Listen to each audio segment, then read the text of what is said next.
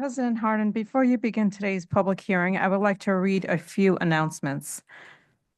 Good morning. Welcome to the March 13th, 2025 FY25 amended budget hearing. Before we start the hearing, I would like to share a few safety points and next meeting announcements. Please note that the primary exit and entrance to the boardroom is the door which you used to enter this morning. If you are leaving the room, please use this door.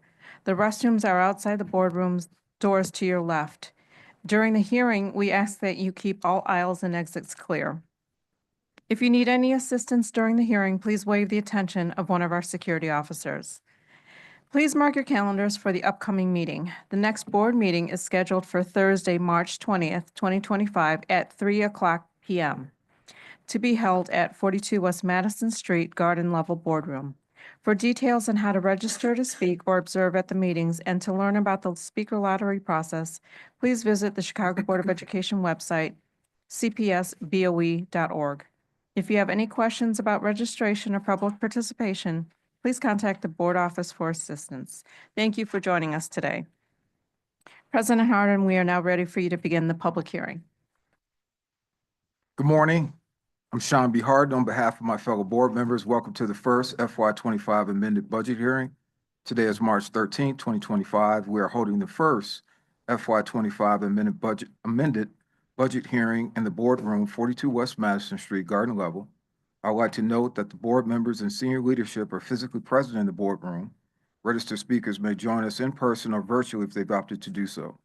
The purpose of this hearing is to comply with the school code provisions regarding the FY25 amended budget. Board Secretary, please state for the record the notice procedure for this hearing. Thank you, President Harden.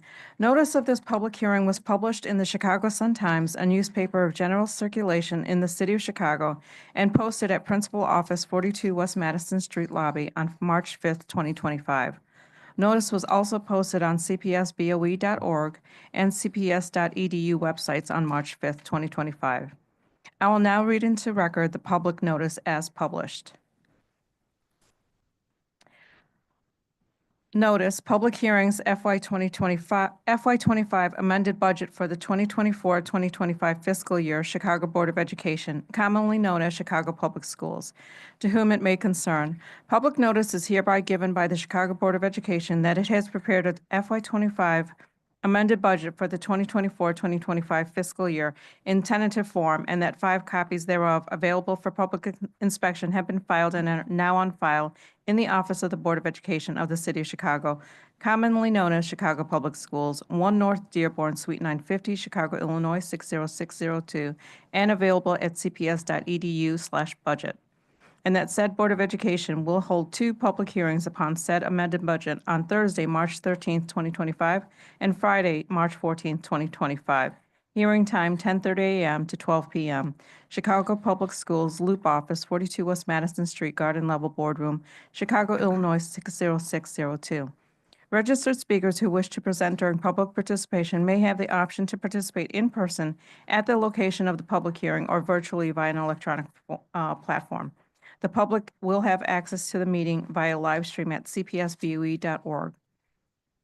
For these 2 public hearings, advanced registration to speak will be available beginning Monday, March 10th at 10:30 a.m. and will close on Tuesday, March 11th at 10:30 a.m. Anyone interested in speaking can sign up. After the 24-hour registration period, a lottery will randomly select a set number of speakers from those who registered. For example, if 100 people register, the lottery might select 30 of them to speak. This process gives everyone a fair chance to address the board. Advanced registration during this period is available by the following methods: online, cpsboe.org, or phone 773-553-1600. To ensure equity of access to address the board, an individual may not speak at back-to-back meetings or more than 1 meeting per month. If you register for back-to-back meetings and more than 1 meeting per month, you will not be included for that meeting lottery. In the event an individual registers to speak at a consecutive meeting, the individual will not be called to address the board. Advanced registration to observe will also be available beginning March 10th at 10:30 a.m. and will close on Tuesday, March 11th at 5:00 p.m. or until all slots are filled. Advanced registration during this period is available by the following methods: online at cpsboe.org or by phone 773-553-1600. Although advanced registration is recommended, you can also register to observe a meeting on the day of the FY25 amended budget hearings via same-day in-person observer registration, 42 West Madison Street lobby. Registration opens at 10:15 a.m. and will remain open for the duration of the FY25 amended budget hearings. Same-day in-person observer registrations are taken on a first-come, first-served basis as seats become available. The public participation segment of the public hearings will conclude after the last person who has registered to speak has spoken, or at 12:00 p.m. on March 13th and March 14th, whichever occurs first. Members of the public may submit written comments related to the FY25 amended budget via the written comments form on the board's website at cpsbue.org or mail to 1 North Dearborn, Suite 950 at 5:00 p.m., March 17, 2025. Dated at Chicago, Illinois, March 5th, 2025, Chicago Board of Education by Sean B. Hardin, President. Attest Susan J. Naranjo, Secretary. Thank you. I'd also like to note for the record the members present here today. Member Thomas, Member Boyle, Member Wallace, Member Custer, who is joining virtually via Zoom, Member Pope, Member Rosenfeld, Member Rivas, Member Smith, Member Brown, Member Gutierrez, Member Biggs, Member Thotokura, Member Blaze, Member Zakor, and Member DeBerry, and President Hardin. Thank you. I'd also like to recognize Pedro Martinez, Chief Executive Officer, Ruchi Verma, General Counsel, and Charles Mayfield, Chief Operating Officer. Thank you. Let's begin with today's public comment segment. Thank you for joining to share your comments with the board. In compliance with the Illinois Open Meetings Act, public participation, sometimes referred to as public comment, is the portion of the board meeting or hearing that grants district stakeholders the opportunity to address the board with their concerns and comments. Note that public participation is time for the board and CPS senior leadership to listen and hear from you, rather than a time for dialogue with board members during or after your remarks. While we can't discuss personnel matters, public participation is a key component of transparent governance, and it provides us as board members as well as senior leadership an opportunity to listen to everyone who has signed to speak. This board takes equity of voice seriously. While we may not address your comments directly during public participation, CPS leadership is always present at our meetings and are able to address concerns as follow-ups after the meeting. As a district and as a board, we also have many other spaces for authentic dialogue. For example, each and every one of our board members hosts board office hours so that we can have a conversation. Please use our website, cpsboe.org, if you want to meet with the board member during office hours. We encourage you to take advantage of the opportunity to meet with board members outside of a board meeting. Thank you for your attention and consideration. As a reminder, union representatives will be allotted 5 minutes to speak before public participation, and any elected officials will be allotted 5 minutes to speak at the conclusion of public participation. Board Secretary, please share the rules of public participation. Thank you, President Hardin. Members of the public who registered to speak were given the option to attend in person or via an electronic format. For those who prefer to attend via an electronic format, they were given information to access this meeting by dialing a number and using their phone.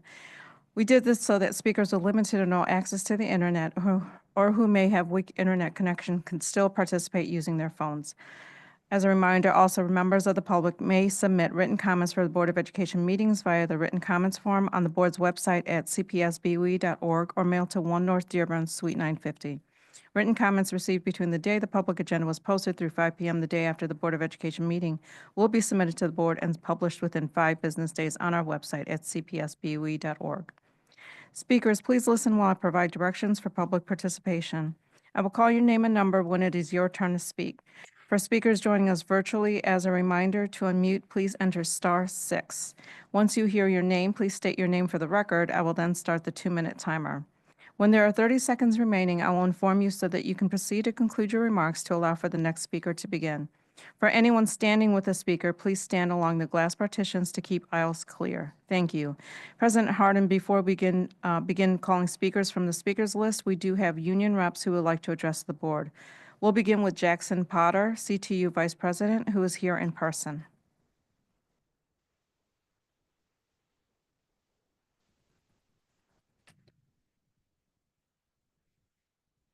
Good morning. Just recently, I learned something from former Mexican President Andres Lopez Obrador. He said, very clearly that neoliberalism, not government services, is the epitome of corruption.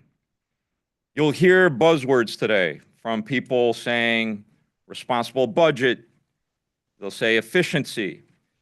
You should look behind the curtain on those buzzwords to determine what billionaires fund these individuals and organizations.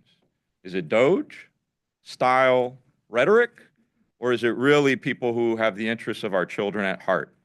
When the district gave away power to unaccountable charter operators and pursued mass closings and runaway privatization without formal parent or community voice or sufficient controls to ensure our most vulnerable students were protected, those with IEPs, English language learners, homeless students, etc. Critical public resources were diverted to semi-private tyrannies, Tesla, that built pyramid schemes like the Uno Acero network.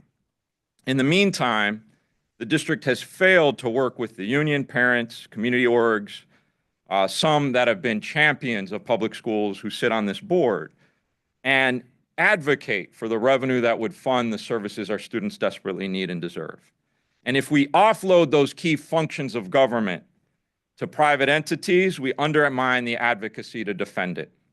So it's why Doge nationally can advocate for cutting key functions of government as a way to achieve efficiency, cost savings. I don't think one parent from Acero would now say that that network had their interests at heart. The things we are calling for in this contract would improve student outcomes and provide the very investments that you are charged with making. Smaller class sizes for 4 through 8. We have somewhere in the arena of 600 classes that are beyond 28 students.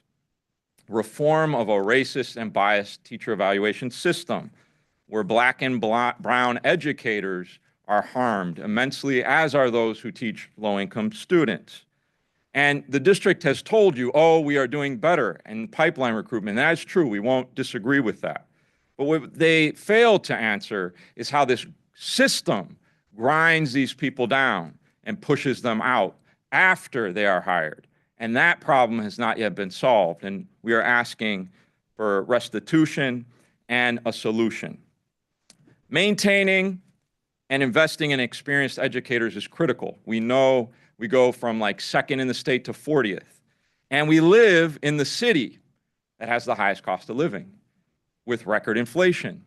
So this is a problem that isn't going away and has to be addressed now so that we don't continue to lose these valuable, experienced educators. In staffing, librarians, case managers, incentives for guest teachers, teacher assistants to address those class sizes I described earlier, help with instruction, techos. That's another privatization thing we are solving in this agreement. We've come to see eye to eye on the need to depend less on external private vendors that rip us off and create these positions in-house. So this is part of rebuilding what has been destroyed. And lastly, I would say an elementary day that allows educators to be more deliberate, planful, prepared, and engaged for our students, and gives our students more opportunities to engage in art, music, play, restorative practices, social emotional learning. It's not just drill and kill that makes school worth going to. You can also defend the district's vital investments and the need for revenue. And so when CEO Martinez refuses to staff vacant positions to save money or uses money for a skyline system that's external and dependent on vendors when we have teacher-created materials that are better, you should ask questions. The district's own Google Drive has answers. Even these words that I described earlier, efficiency, et cetera, when used for good, can fortify public schools instead of undermining them and allow your budget to be the moral document our students deserve. You have 30 Thank you. seconds remaining. Thank you for your comments. Our next union rep is Jen Conant, CTU Charter Division Chair.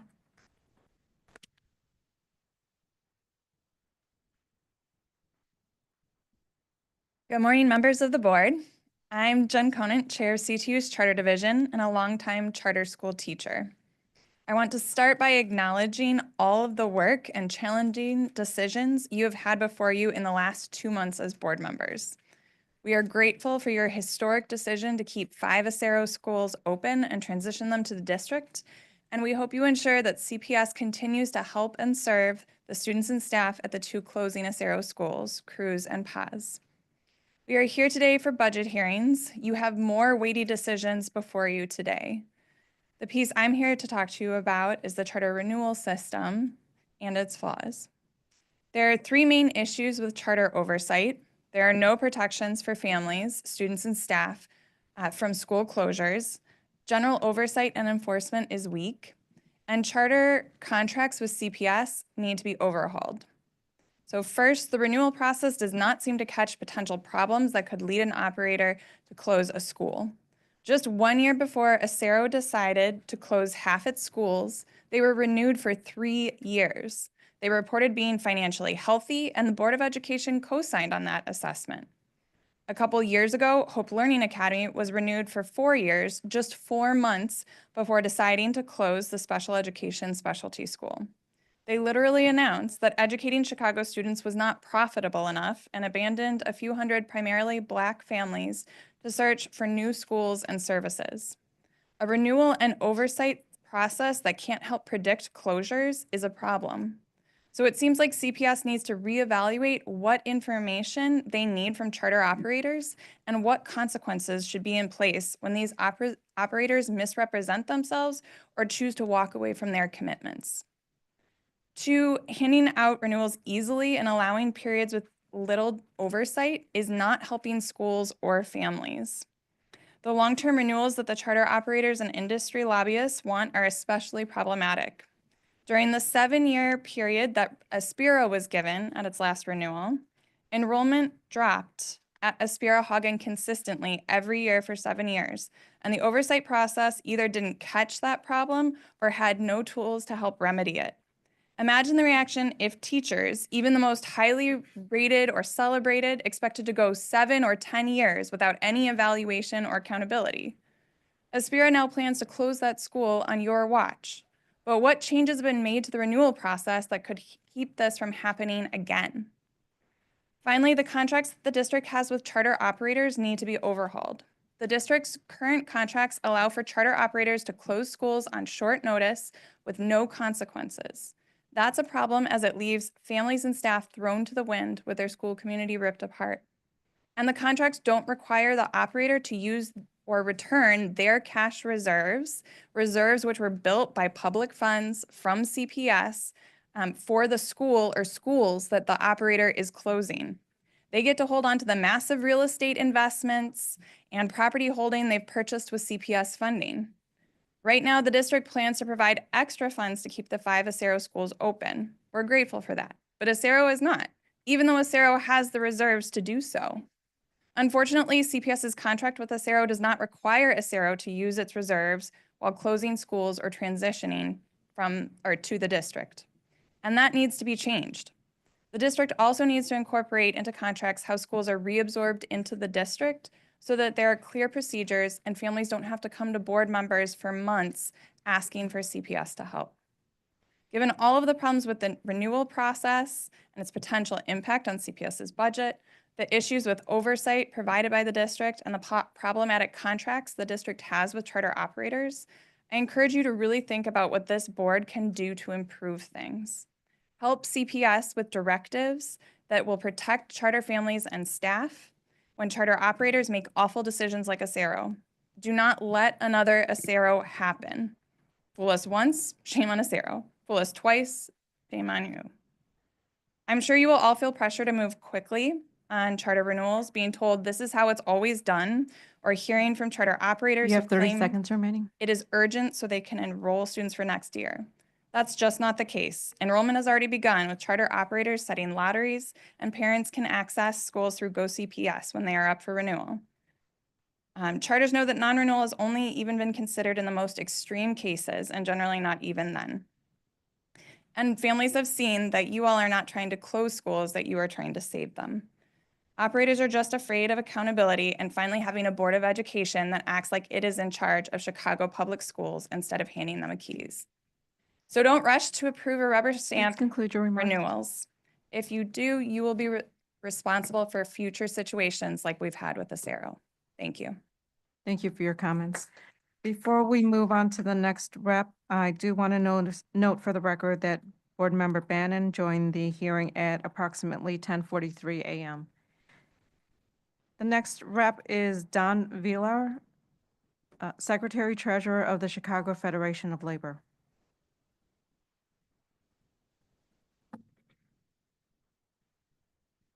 Good morning. I'm Don Villar, Secretary Treasurer of the Chicago Federation of Labor. First of all, I want to thank all of the board members. Thank you for for answering that call of service to our city. And thanks for all the hard work and the tough decisions that you have to make and the challenges that you're tackling each and every day. Again, I'm the Secretary Treasurer of the CFL.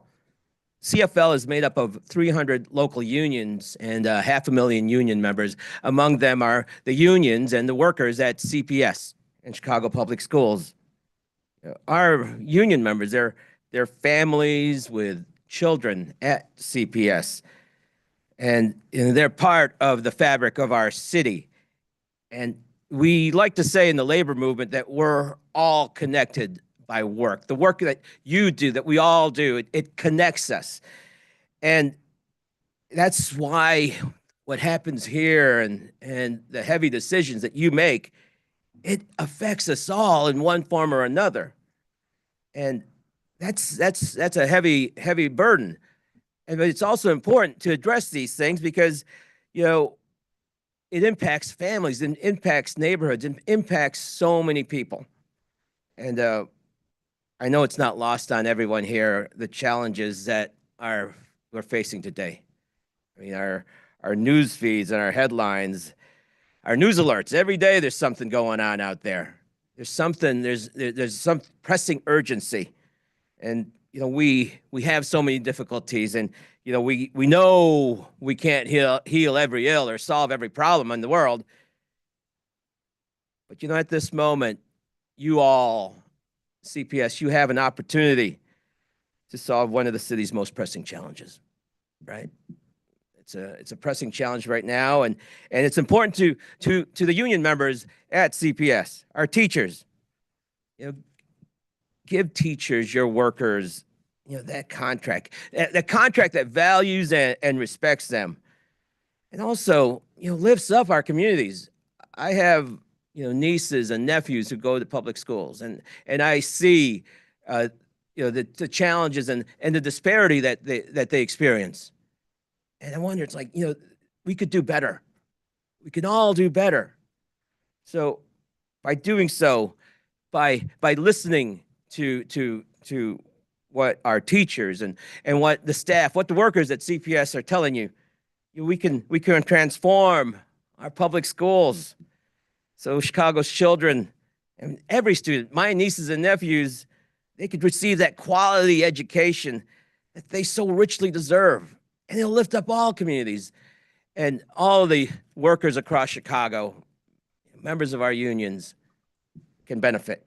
So, and then I ask again, thank you, and thank you for the work that you're doing, and thank you for stepping in there and transforming and being part of for the change that our city needs, and addressing the challenges that you're all facing today and that we're all facing today. Thank you. Thank you for your comments. We'll now start calling speakers from the speakers list. We'll start with Sylvia Pittman, speaker number 1.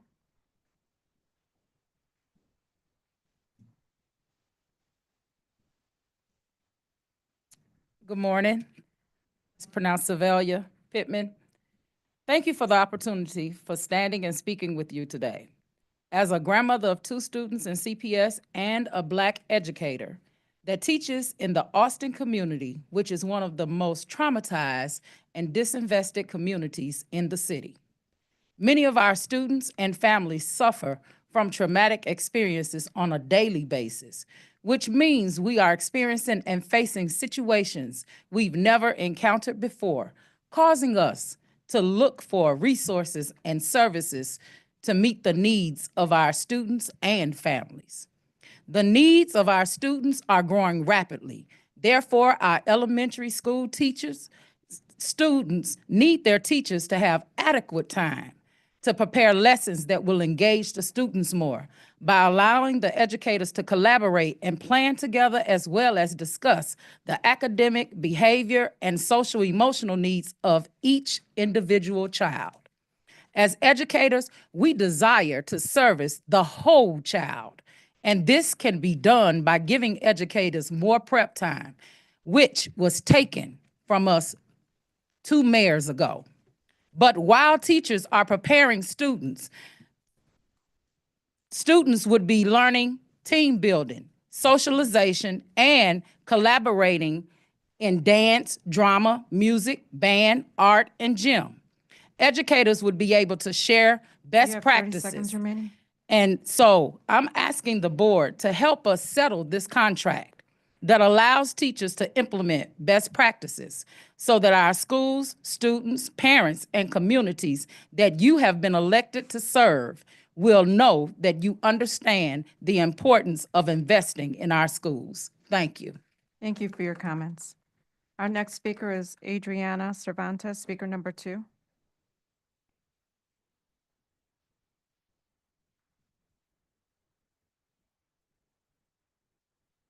Good morning. My name is Adriana Cervantes, and I am a field representative of the Chicago Teachers Union, and I represent over 50 schools in the district. I also was a teacher for 13 years at Hubbard High School, and have experienced the teacher evaluation process firsthand.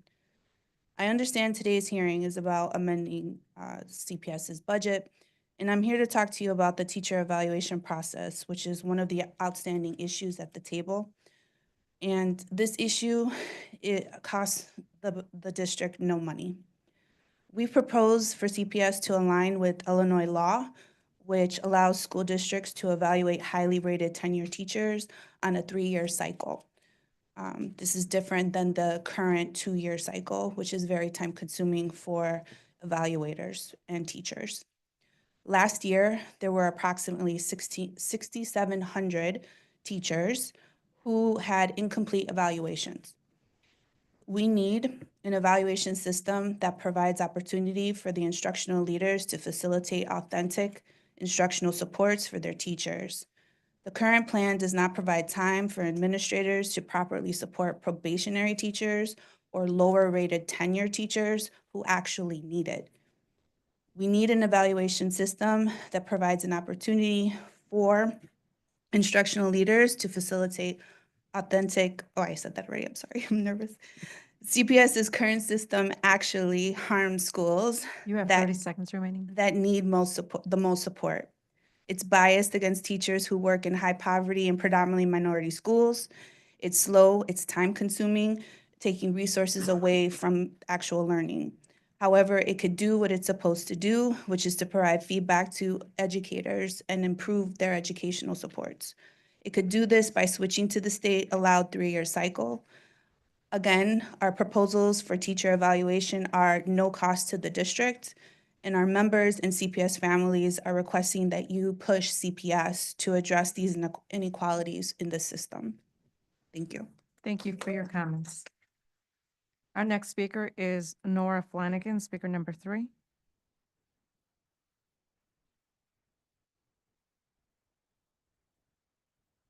Good morning. I'm Nora Flanagan, CPS high school English teacher for 25 years, now a project organizer at the Chicago Teachers Union. But my most important job today and every day is mom to 2 beautiful sons. One just graduated from Mather High School, the other is a current freshman.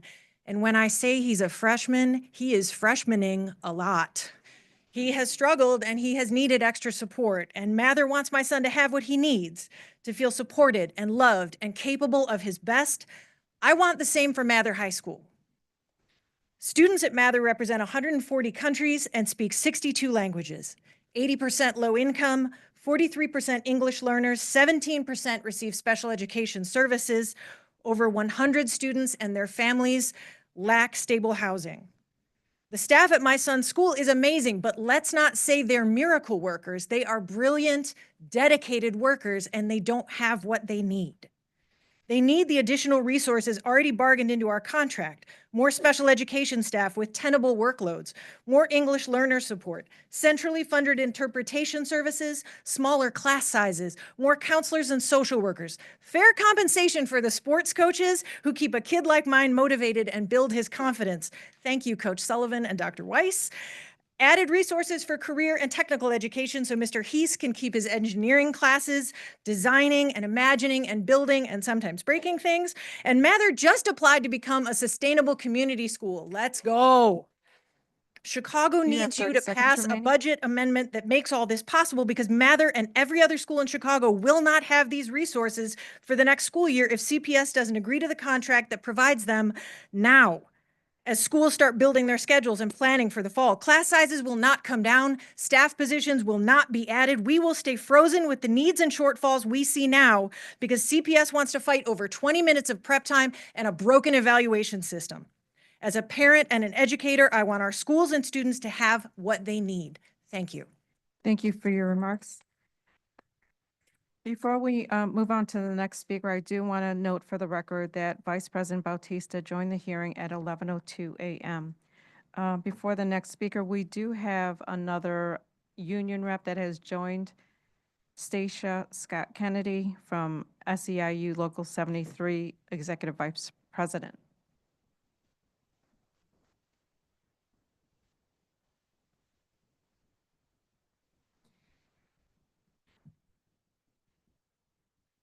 Good morning. My name is Stacia Scott Kennedy, and I'm the Executive Vice President for SEIU 73. We represent over 12,000 support staff in Chicago Public Schools. The budget amendment begs more questions than we have answers for. We don't know how, if you take on the pension payment, you plan to make ends meet. If it means forgoing teachers' raises and principals' contract implementation, then we don't think this board should take it on. If it means mass cuts, furlough days, and balancing the budget on low-wage, working-class support staff and CPS, then we don't think this district should take it on. Board President Hardin, you have taken on the 4th largest school district in America at a time of incredible financial uncertainty, political maneuvering, and we commend that you spent money to do the third-party audit to try and get clarity on how to move forward with the district's finances. Sunlight is the best disinfectant. The public should see what's in that audit so that we know what we're all facing collectively. Because we believe that everybody here, every stakeholder, every board member wants what's best for Chicago's children. But in order for the public and for stakeholders to know how we move forward, we need to see what's actually going on with the district's finances. So we're hopeful that when that audit is complete, it is released to the public. So again, these financial decisions, please do not disrespect the staff of CPS and make them on the backs of working people. They gave back their raises twice to bail out this district, and they still showed up to work every single day caring for Chicago's children during those times. And those are from bad debt deals that came crashing down years later. So if refinancing or a loan, those chickens come home to roost years from now, take that all into consideration because it is the workers and the children who suffer from these decisions. So thank you all very much. Thank you for your comments. We'll now resume from speakers from the speakers list. The next speaker is Hal Wood, speaker number 5.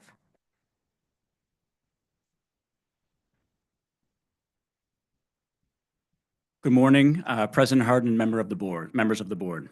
Thank you for the opportunity to speak. My name is Hal Woods. I'm both a parent of 2 CPS students and the Chief of Policy at Kids First Chicago. If you truly prioritize the students, families, and communities of CPS, you simply cannot vote to reimburse the city for the MEBF repayment. Making this payment is detrimental to our district's budget, jeopardizes critical classroom resources, and does nothing to fix the structural deficits that have long plagued CPS. Supporting this payment may help the mayor politically, but it will directly harm CPS students, either now or in the future. It will mean fewer teachers, increased class sizes, fewer counselors, and reduced after-school programs. As a parent, I worry every day about how these budget decisions will affect my children's education and their future opportunities. And in my role at Kids First Chicago, I hear from countless families who are deeply worried that the board might make potentially devastating decision based on political convenience without genuinely listening to the families who would feel its impact the most. Historically, ignoring CPS's financial realities has led to disaster. Many of you remember the crisis period of 2015 to 2017 when CPS relied on short-term borrowing and scoop and toss strategies. The result? 34 credit downgrades and hundreds of millions more spent servicing debt instead of supporting students. Today, CPS is the largest junk-rated issuer of debt in our country, still paying a premium on every dollar borrowed, money that could go and should go directly to the classrooms. You have Recently, 30 seconds remaining. Kids for Chicago convened more than 120 parents, educators, and community members to discuss this very decision. 95% felt that the CPS board should reject the city's request. They clearly told us, and they're telling you now, that CPS students deserve better.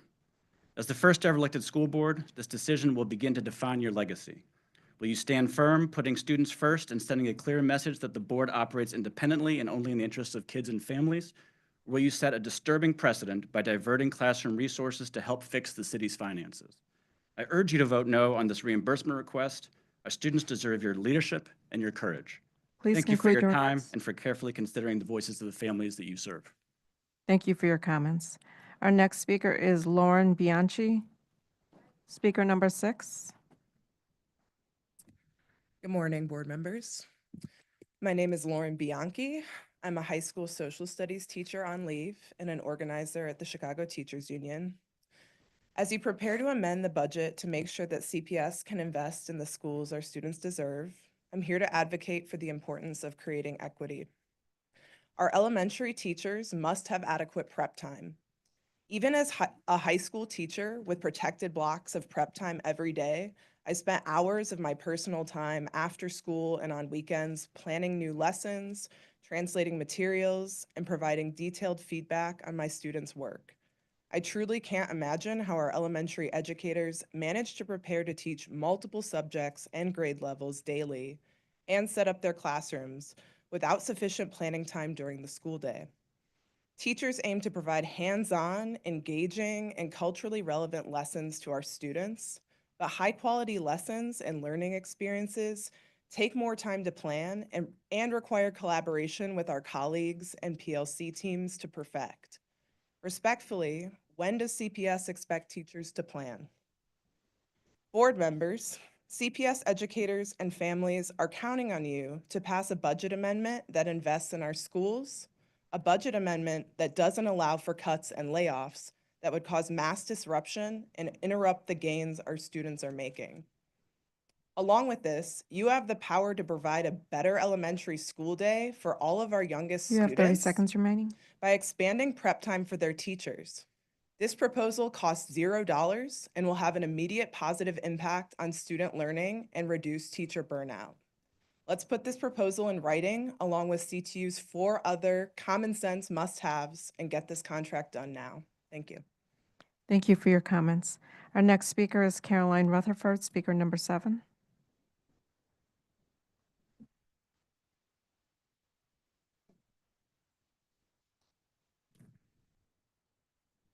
Good morning, members of the board. My name is Caroline Rutherford. I'm an art teacher at Acero Marquez and the CTU chair of the Council of Acero Schools. Again, I want to express my gratitude to the board members for your vote to keep 5 of the Acero schools open. Thank you. Yesterday, I attended a meeting at Acero Paz, one of the 2 schools still slated for closure this year, with families and educators conducted by CPS and Acero. This was the first time since Acero announced their plan to close schools that the school communities were provided the opportunity to speak with Acero and CPS. And they put together a presentation to outline the options for the families at Paz. But at no point did anyone from CPS or Acero ask the families or educators what they wanted or needed. Dr. Carmona, who led the meeting for CPS, would not allow any of the parents or staff to use the microphone to speak in the meeting yesterday either. It was symbolic of CPS's failure to truly listen and collaborate. The goal did not seem to be a community meeting or engagement. It felt like damage control. That did not stop the PAWS community from making it clear to CPS and Acero that they want their students and staff to stay together, and that is the option they deserve. When Dr. Carmona was asked directly why PAWS was not safe, he put the responsibility on the board, saying he presented the option, but this board did not choose it. He left out the part where he told this board that option was not feasible. If it wasn't for 30 the seconds leadership remaining. of this board, Dr. Carmona would have wanted to close Cisneros as well. The families and staff at PAWS want to stay together. We owe it to the school communities to keep them whole, which means together. CPS failed to keep Acero accountable when they were given a contract with no repercussions if they closed schools. And now CPS is telling families, take what you can get. Today at 3 p.m., there is a similar meeting at Acero Cruz. CPS and Acero should learn from the meeting at PAWS yesterday and provide the opportunity for the Cruz families and staff to share what is in the best interest of their students. Let families use their microphones so their voices can be heard by everyone. Please conclude your Forcing remarks. them to yell across the room is unfair use of power by CPS. We'd also like to know the status of the MOU between Acero and CPS. Has there been an agreement reached for the 5 schools? Have you included the voices of the families, the staff, and the union in those conversations about those 5 schools to reach that agreement? Please conclude your remarks. Thank you. Thank you. Our next speaker is Angelica Juarez, speaker number 8, who is joining us virtually. Please enter *6 to unmute.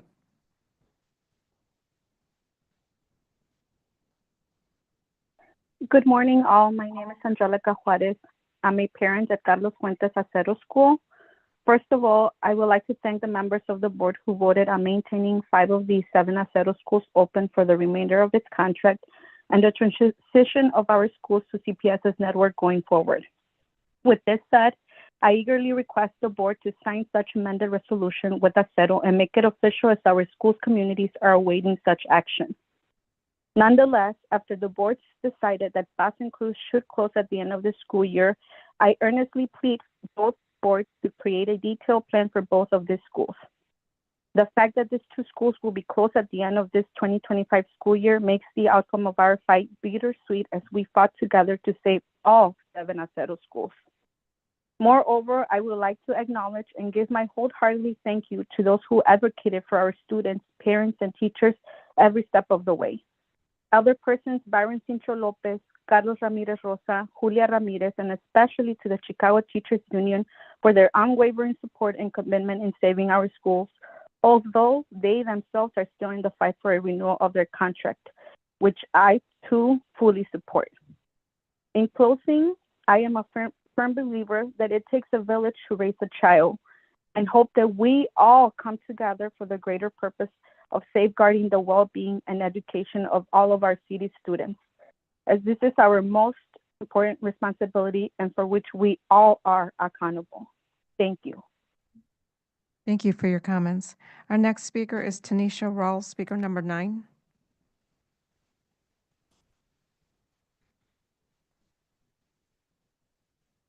Good morning. My name is Tanisha Rawls. I am currently a CTU field representative and one of the liaisons for the Special Education Committee. Prior to becoming a field representative, I worked as both a general education teacher and a special education teacher for over 10 years. Members of the board, as you prepare to vote on a budget amendment next week, I want to urge you to vote for a budget that invests in our schools and doesn't cut from our students. A budget that creates the opportunity to settle our contract. Today, I want to talk about one of our 5 outstanding issues: more prep time for educators to prepare for our students. Having additional preparation time means that we are actually able to write effective IEPs, differentiate instruction, collect data, progress monitor individual student goals, stay in compliance with state and federal regulations, collaborate with general education teachers, clinicians, parents, and other professionals, all while researching and participating in professional development only to enhance the student experience. Sounds like a lot, right?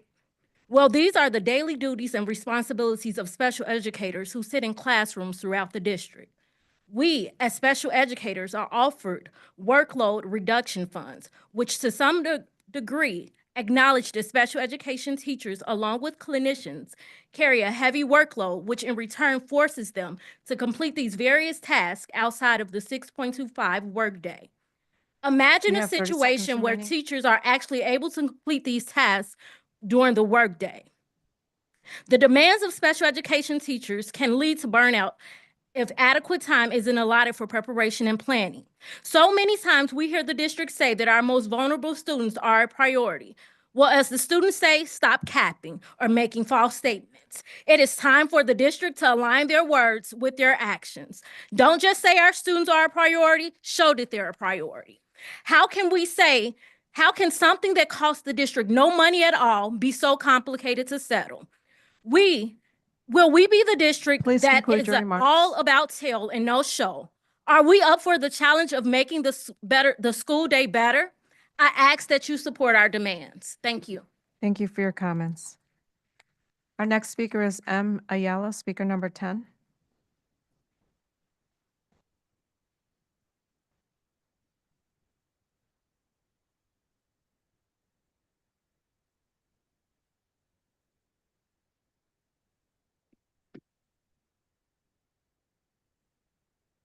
Good morning to everyone behind me and to the board in front of me.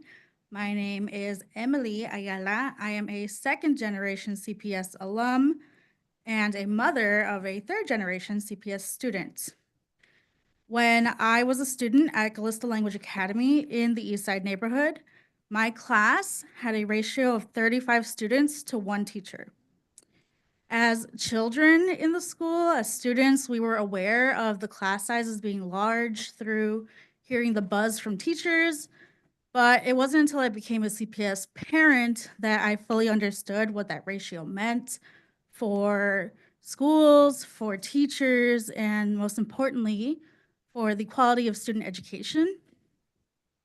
Today, I have a son who is in special needs pre-K at Sedlowski Elementary School, just 3 blocks away from my alma mater, Gallistel. And as much as I appreciate the support that my son receives in his class, it is so easy to see the exhaustion on his support team's face at the end of the school day during pickup. It is so painful and disheartening to see the same struggles persist across generations, across schools, in the same neighborhood, in the same school system.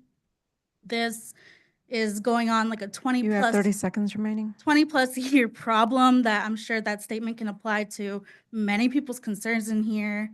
As an advocate for healthy green schools, I believe that we need to approve budget amendments that raise teacher pay and reduce class sizes as a way to invest in sustainable, healthy learning environments that promote focus, energy, and long-term well-being. The well-being of teachers is the most important key component to school wellness overall. And this new board has the power to take action that will break this cycle of neglect and show educators that they are appreciated and valued. Please And- conclude your remarks. Thank you. Thank you for your comments. Our next speaker is Nora Wiltsey, who is joining us virtually. She's speaker number 11. Please enter *6 to unmute.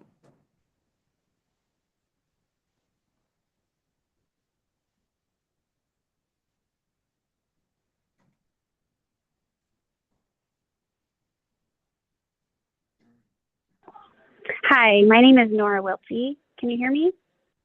Yes, please proceed. I'm a National Board Certified School Librarian in my 22nd year in CPS. I'm on the Board of Directors for the American Association of School Librarians, and I'm a member of the Big Bargaining Team. I'm currently the librarian at King College Prep High School in Kenwood. Funding this contract is crucial to give our schools and students the staff they need. CPS and CTU are now close to an agreement to add new librarian positions each year for the next 3 years. It's amazing. We currently have around 75 librarians, so this could more than double the number of schools with a librarian by the end of this next contract. It's really exciting. and we need your vote for funding to make our agreement happen.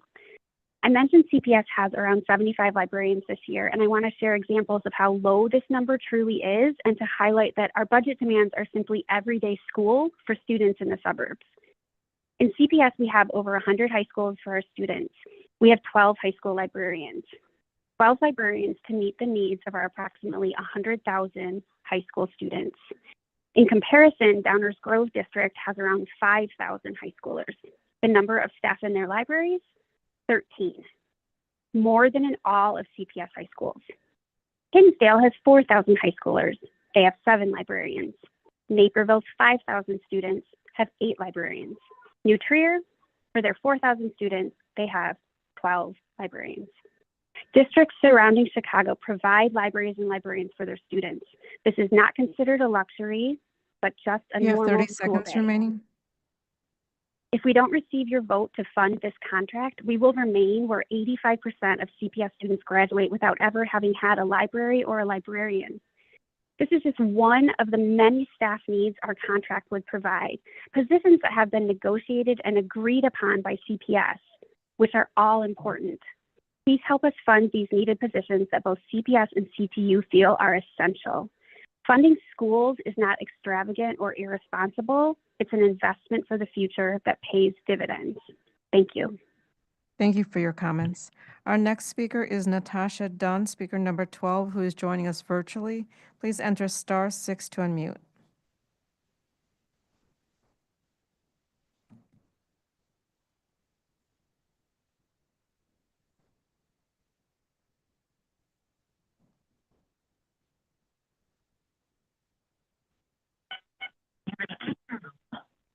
Hi, my name is Natasha Dunn. I am a community leader and education justice advocate, a parent, a CPS parent. Chicago Public Schools' mission is to provide a high-quality public education for every child in every neighborhood. Yet, more Black elementary and high school students travel over 6 miles to school more than any ethnicities combined. Proportionally, Black students commute further from home to school than all other ethnicities in CPS. Over 61,420 Black students in CPS have endured school closures, turnarounds, and mergers compared to only 7,000 Latino and only 5,000 white students. Black neighborhoods are disproportionately impacted by violence, and according to the University of Chicago Crime Lab, Black Chicagoans experience more homicides per resident, and the safety gap has doubled since the 90s. Finally, only 21% of Black students can read proficiently. I understand that everyone is new to this role, but I must stress that delaying the creation of the Black Student Achievement Committee is no longer an option. The longer we wait, the more we allow systemic racism and discrimination to persist, harming Black students and communities. I sent an email today for a resolution for your review. This resolution is community vetted and signed by multiple groups and leaders. I urge you to ensure this standing committee is fully operational by April 15th. To ensure transparency and inclusivity, I expect the staffing process to involve You have 30 collaboration seconds between the remaining. board president, myself, and other key leaders in identifying individuals who can contribute to this critical work. This is a crucial step in dismantling inequities because many of you all talk the talk, but we about to walk the walk. And we must work together in doing that. So I urge you to check your emails. Let's talk. Let's get this started as soon as possible. Thank you. Thank you for your comments. Our next speaker is Adela Bess Lawson, speaker number 13, who is joining us virtually. Please enter *6 to unmute. Good morning, everyone. My name is Adela Bass. I am a proud resident of the Oakdale Riverdale community on the South Side. I am also a proud CPS graduate, having attended Aldrich, Carver, and Finger schools. I'm here today to urge you to support a budget amendment that ensures the school has funding to hire nurses, social workers. This will also provide necessary pay increases to retain experienced, high-quality educators. I am living proof of the difference these investments can make. As a CPS student, I was fortunate to have educators who went above and beyond. I'll never forget a counselor who was taking me out her way to get my hair done because at the moment, that's what I needed. That kind of commitment and motivated me to strive for success.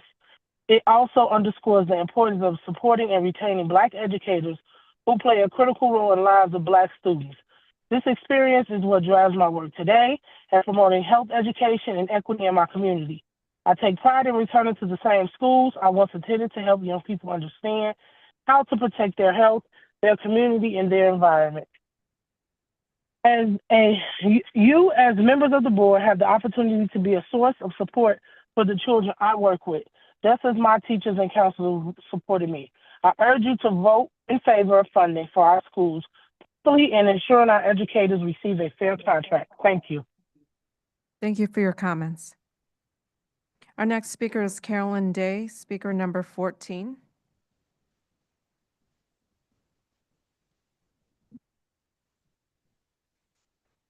Good morning. I thank you for the opportunity to allow me to speak before this committee.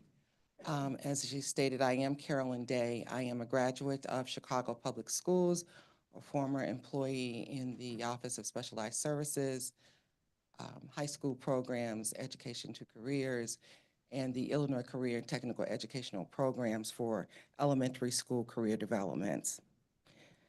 We are the Black United Fund of Illinois, and we're very, very thankful to be a longtime vendor of Chicago Public Schools providing the Safe Passage services. We are also the founder of Safe Passage with our deceased founder, Henry English. We come to you today asking for your consideration greatly to meet with us. We think that we can definitely add more value to what Safe Passage currently offers. We are requesting a meeting with the CPS budget analyst to include a Safe Passage director, Gregory Sains, and acting chief, Ms. Shablinsky, to show you that there is a way that we can expand the Safe Passage program because it not only provides safety and academic benefits, but actually return on investment on monies that have been invested to Chicago Public Schools. We'd like to meet with you along with our Vice President, Lafayette Ford. You have 30 seconds remaining. A former director of Youth Program Services. We know that the funds that come through Chicago Public Schools, not just grants, were expanded to 125 CPS employees to present 1,200 community workers. In closing, we want you to know that the students, their safety is in jeopardy with the closing of the schools and cutting of the budget, and it's imperative that we meet with a budget analyst. We want you to know that our workers are committed to the students, available on the Please weekends. conclude your remarks. And can also work after school hours as well. So with the oath of in public trust, we thank you very much for this opportunity. Thank you for your comments. Our next speaker is Johnny Banks, speaker number 15.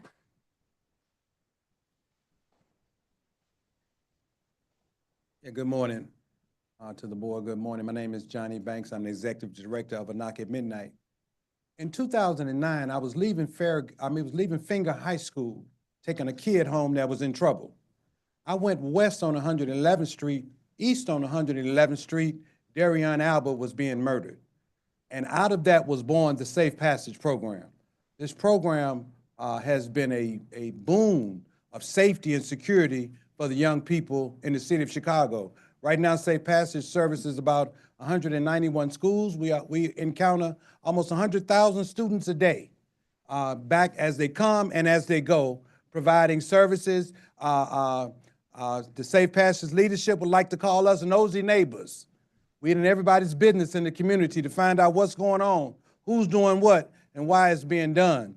And so this morning, I'm just advocating for the retention of the Safe Passage program, that you guys would take a look at it and actually what it does for the investment that you make and the return on your investment. It is something that I think that any business would be interested in finding out how to keep it going.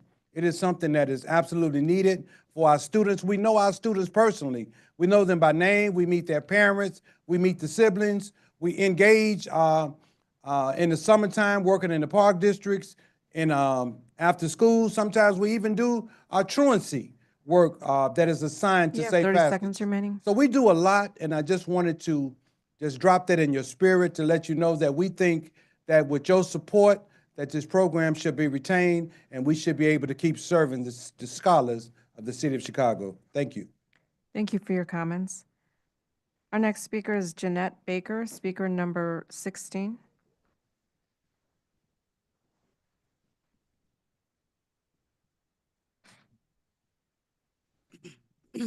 Hello, I am Jeanette Baker, and I'm like the ultimate stakeholder. I am a CTU field representative and the class size coordinator for the district. I am a former CPS student. I have a kid that went to CPS. I've been in Chicago Public Schools working for 29 years. I started out as a PSRP. I was a teacher. I was a substitute. I was an administrator. I was an instructional coach. I've done it all. And I'm here before you just to ensure that you understand the need to settle this contract and to invest in our students. Our students are the foundation of this city. We all know that all students are diverse learners. They learn differently, they have different needs, they have different learning styles, they have different learning rates. When we have educators that have smaller class sizes, the students will receive the targeted and specialized instruction that they need to succeed academically. Each and every student, their family, their community, and the city as a whole benefit from our students being in smaller classes.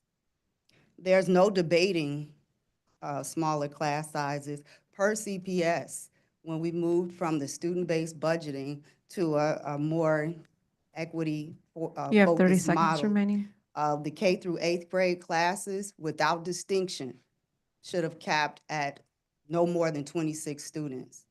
And then for high school, it should have been capped at no more than 21 students. Now we find ourselves in a place that we are actually still negotiating for parity for over 600, almost 700 classrooms of 4th through 8th grade classes. And that's based on this year. Please conclude your year's remarks. numbers. We are trying to get those numbers down to 28.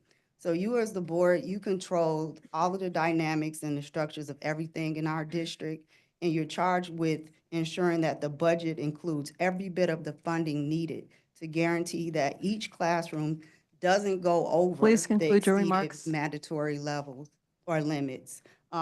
Thank you very much. Please consider making sure that the budget shows the classes are feasible. Thank you for and your manageable. remarks. Thank you.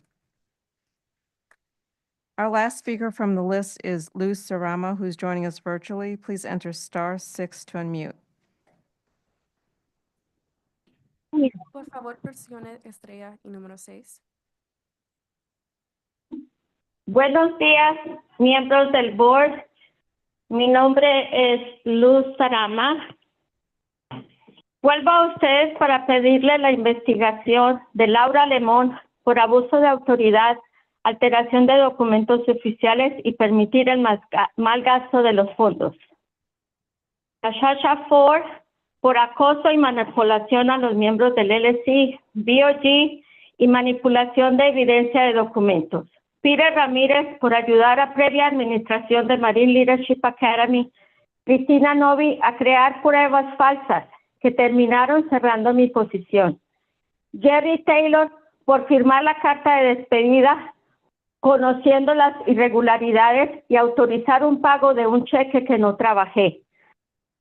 Creo que con la intención de comprar mi silencio. La oficina del IOCO por deliberadamente demorar muchos casos y no hacer las investigaciones. La investigadora Chaudí me contactó febrero 3 y a marzo 4 mandé un correo y no he tenido respuesta. A Vicente Tipri, coach de MLA, por vender a los estudiantes minutos de juego en los partidos y atentar contra el estado emocional de los que no podían pagar, haciendo que los menos afortunados tuvieran que presenciar cómo los que pudieran comprar el tiempo se les celebraba con una fiesta de pizza.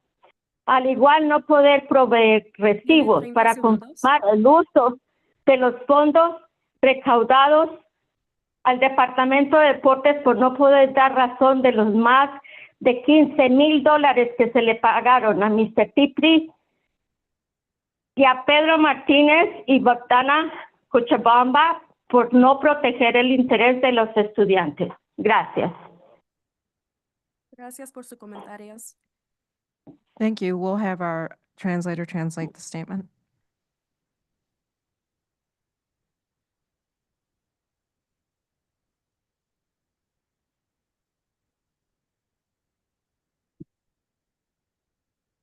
Good morning, members of the board. My name is Luz Sarama.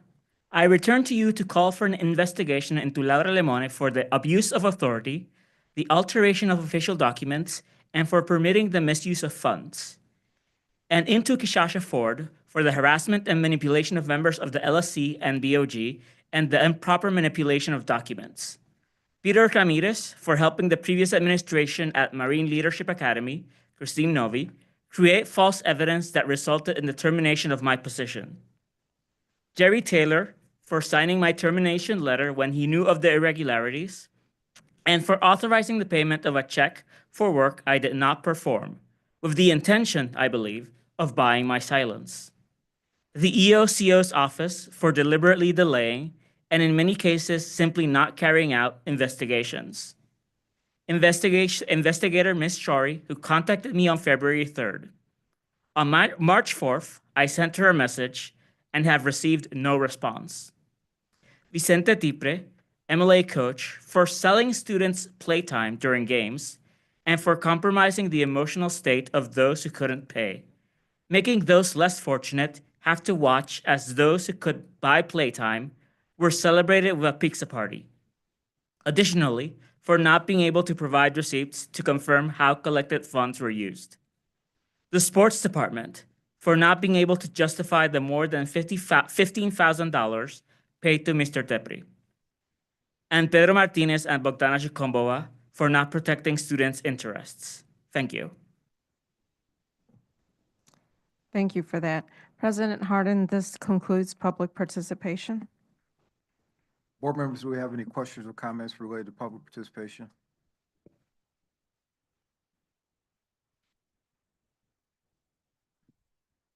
Susan, Board Member Brown requested, to the extent possible, anyone who has prepared remarks, could you share it with the board? Yes, we'll collect those remarks and we'll also share them with the board members. Thank you. Thank you.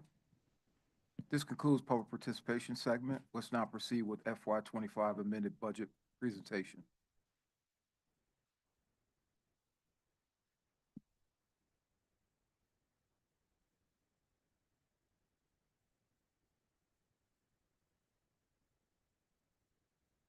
Mike, when you're ready, please proceed. Thank you. Good morning, President Harden, members of the board. My name is Mike Sidkowski. I'm the Chief Budget Officer for Chicago Public Schools. My presentation today will be about the FY 2025 amended budget that is being proposed for a vote at the March 20th board meeting.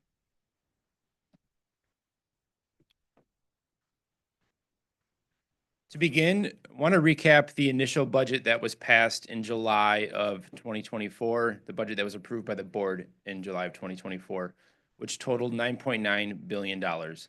This included three components. First, $8.3 billion to fund the district's operating budget, which covers our day-to-day expenses.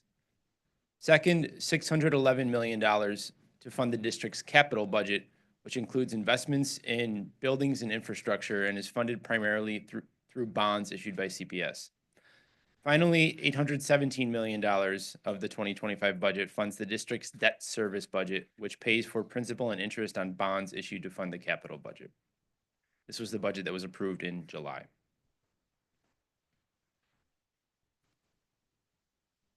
As we discussed when the board passed the FY 2025 budget at the July 2024 board meeting, CPS has planned to amend the budget once the district had a final commitment of total TIF surplus funds and other appropriate local revenues to support potential outstanding costs in this fiscal year. The proposed amendment to this budget adds the remaining committed revenue to the CPS budget to increase this year's operating budget from $8.43 billion to to $8.57 billion.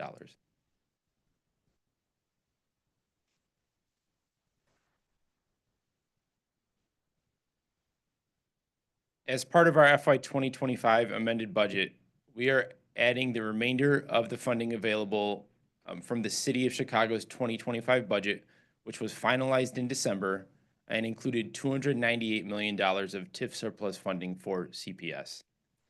$159 million of this TIF surplus funding was included in CPS's original FY 2025 budget. The remaining $139 million is being added to the proposed amended budget.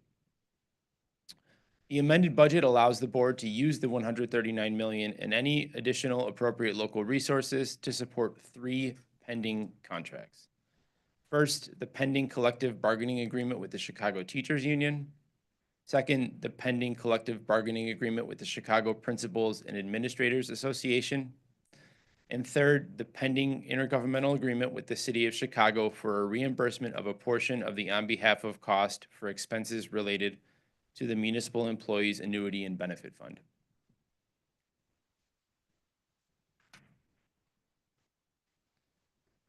For context on the remaining funds, the city budget approved in December included a TIF surplus allocation of $298 million for CPS, the largest TIF surplus allocation in recent history.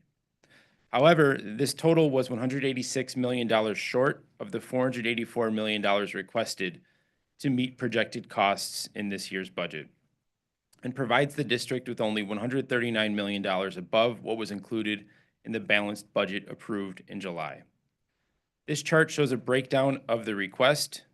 $97 million was requested to cover base funding that has been included in CPS's budget since 2019.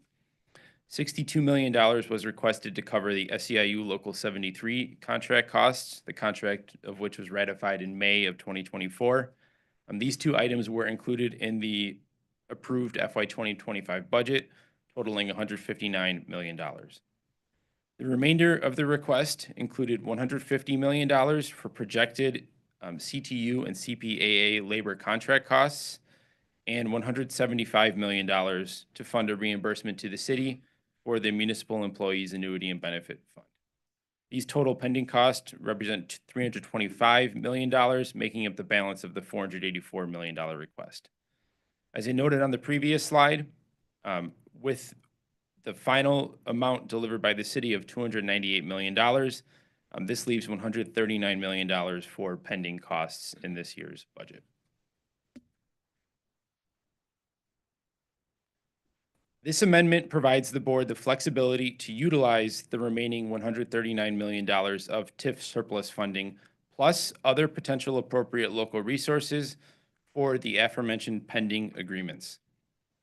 While CPS expects that the $139 million will be sufficient to cover year 1 costs of pending labor agreements with CTU and CPAA, other resources or budgetary reductions beyond those needed to keep the initial approved FY 2025 budget in balance will need to be identified to cover the reimbursement to the city for MEABF pension costs. That concludes my presentation on the 2025 proposed amended budget.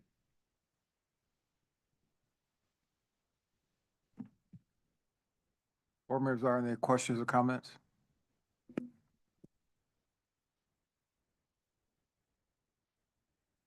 Board member Boyle. Okay, I'm wrapping my head around this.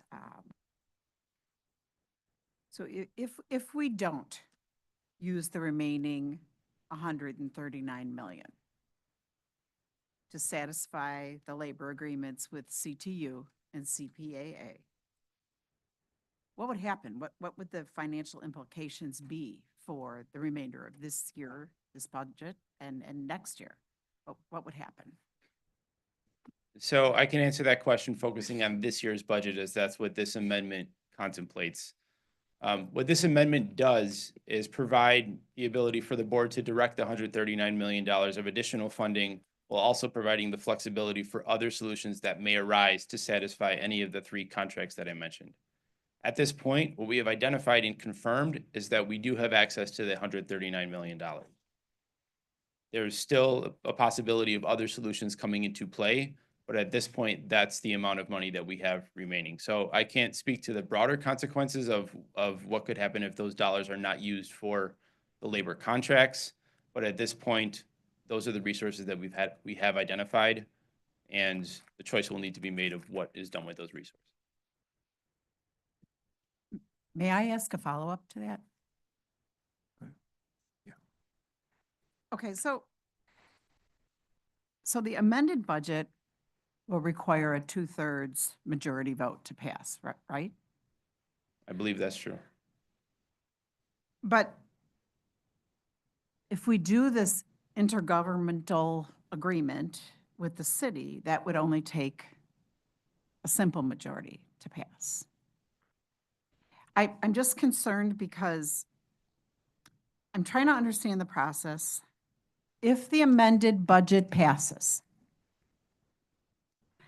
then it's possible that another vote could take place after that and could have us giving that 139 that we have to satisfy the labor contracts to the city for the MEABF. And that has me concerned. Am I understanding it right?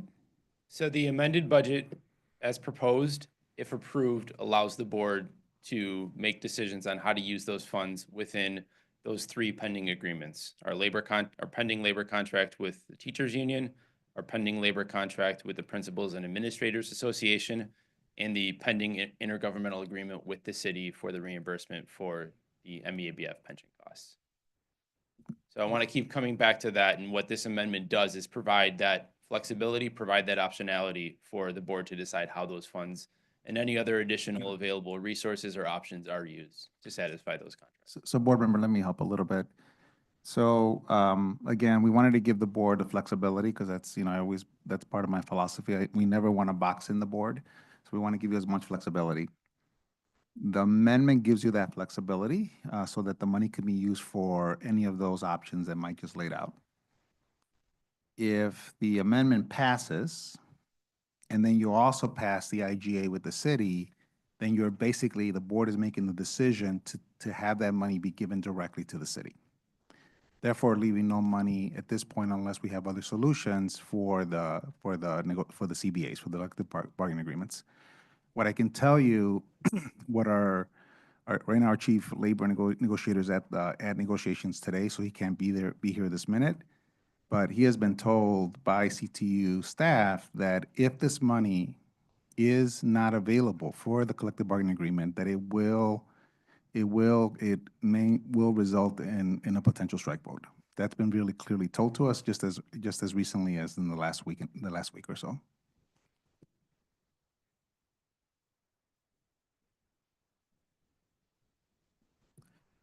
And I guess my question is not related to the budget, but related to a matter that we as a board approved relative to bringing on Baker Tilly to the work that we're doing and being able to try to figure out when we will have that report so that we can digest it given the complexities of what is facing us as a board over the course of the next several days. So that's my question, and if someone could answer that, that'd be great. Thank you.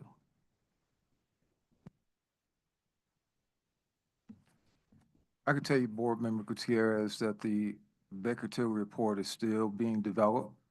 We expect to have it in the coming days. It will be a major component to determining what our next steps are for the board. It'll be what we look at, or board have the opportunity to review it and then inform the decisions around how resources are then allocated. So I think at this point, we still have all the options on the table, and we'll continue to move. We recognize that all three of these are obligations that the district has, and we're doing everything in our power to meet them.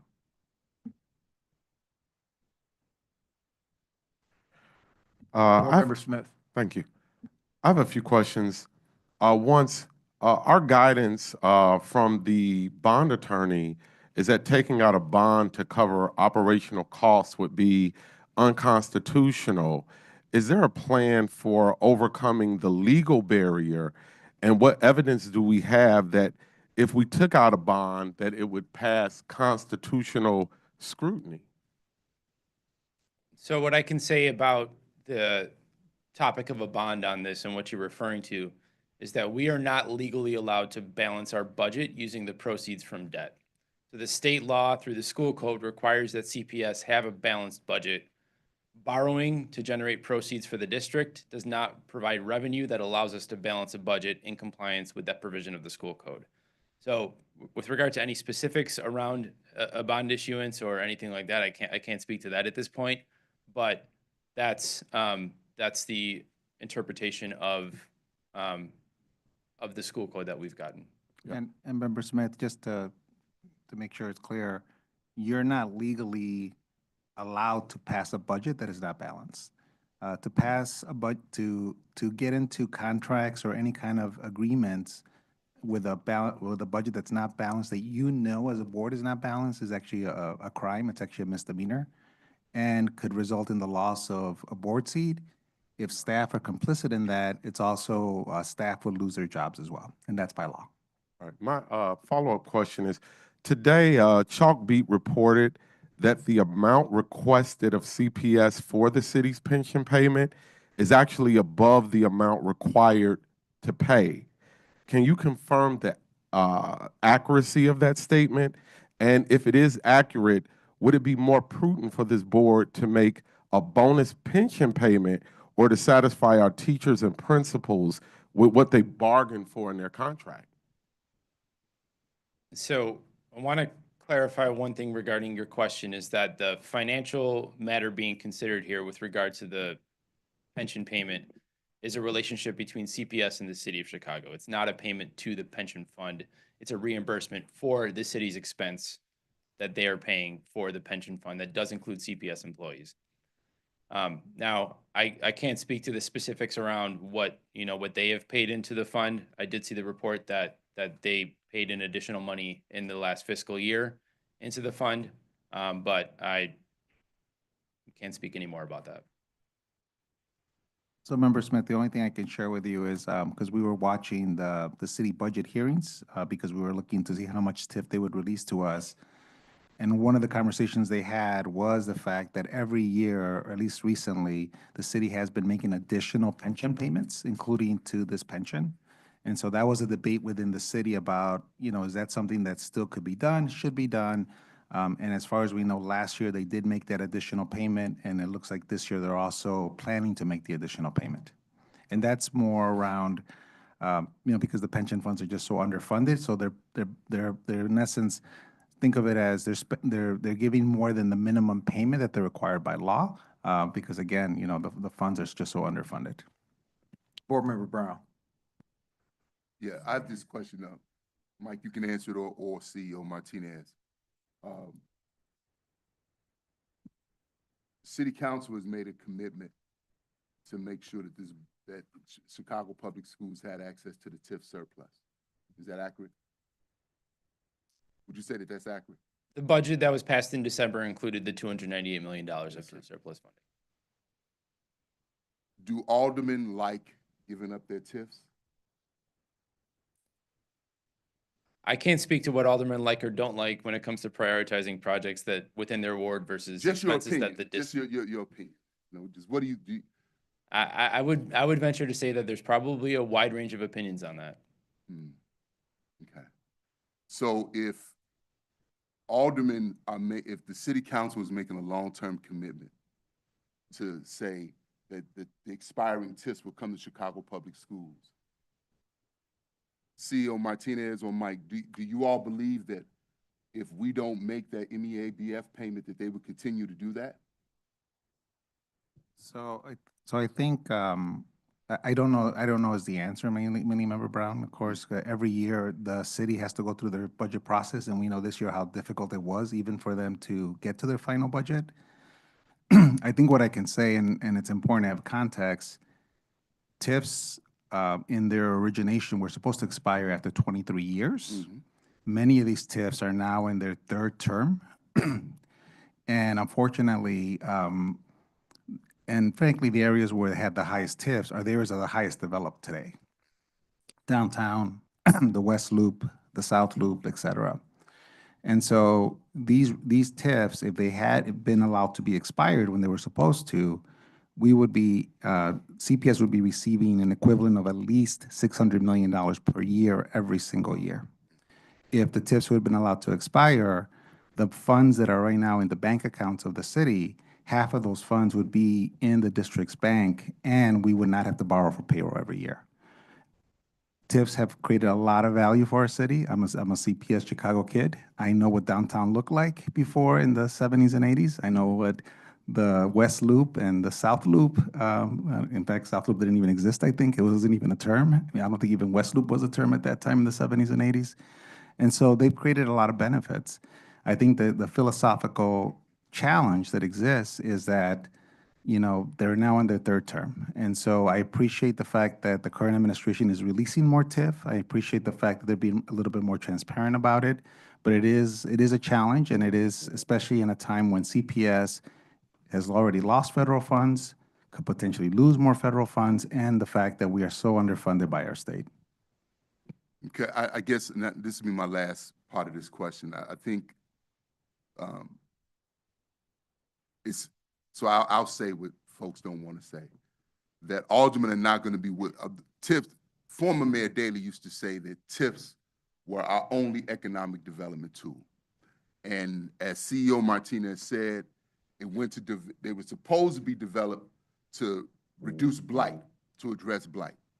We know that through the porting of TIFs, that means wealthy districts taking the TIFs from low-income communities. They've been able to do huge corporate development, and it hasn't really impacted our communities the way it should. But aldermen hold on to those TIFs like it's the golden grail.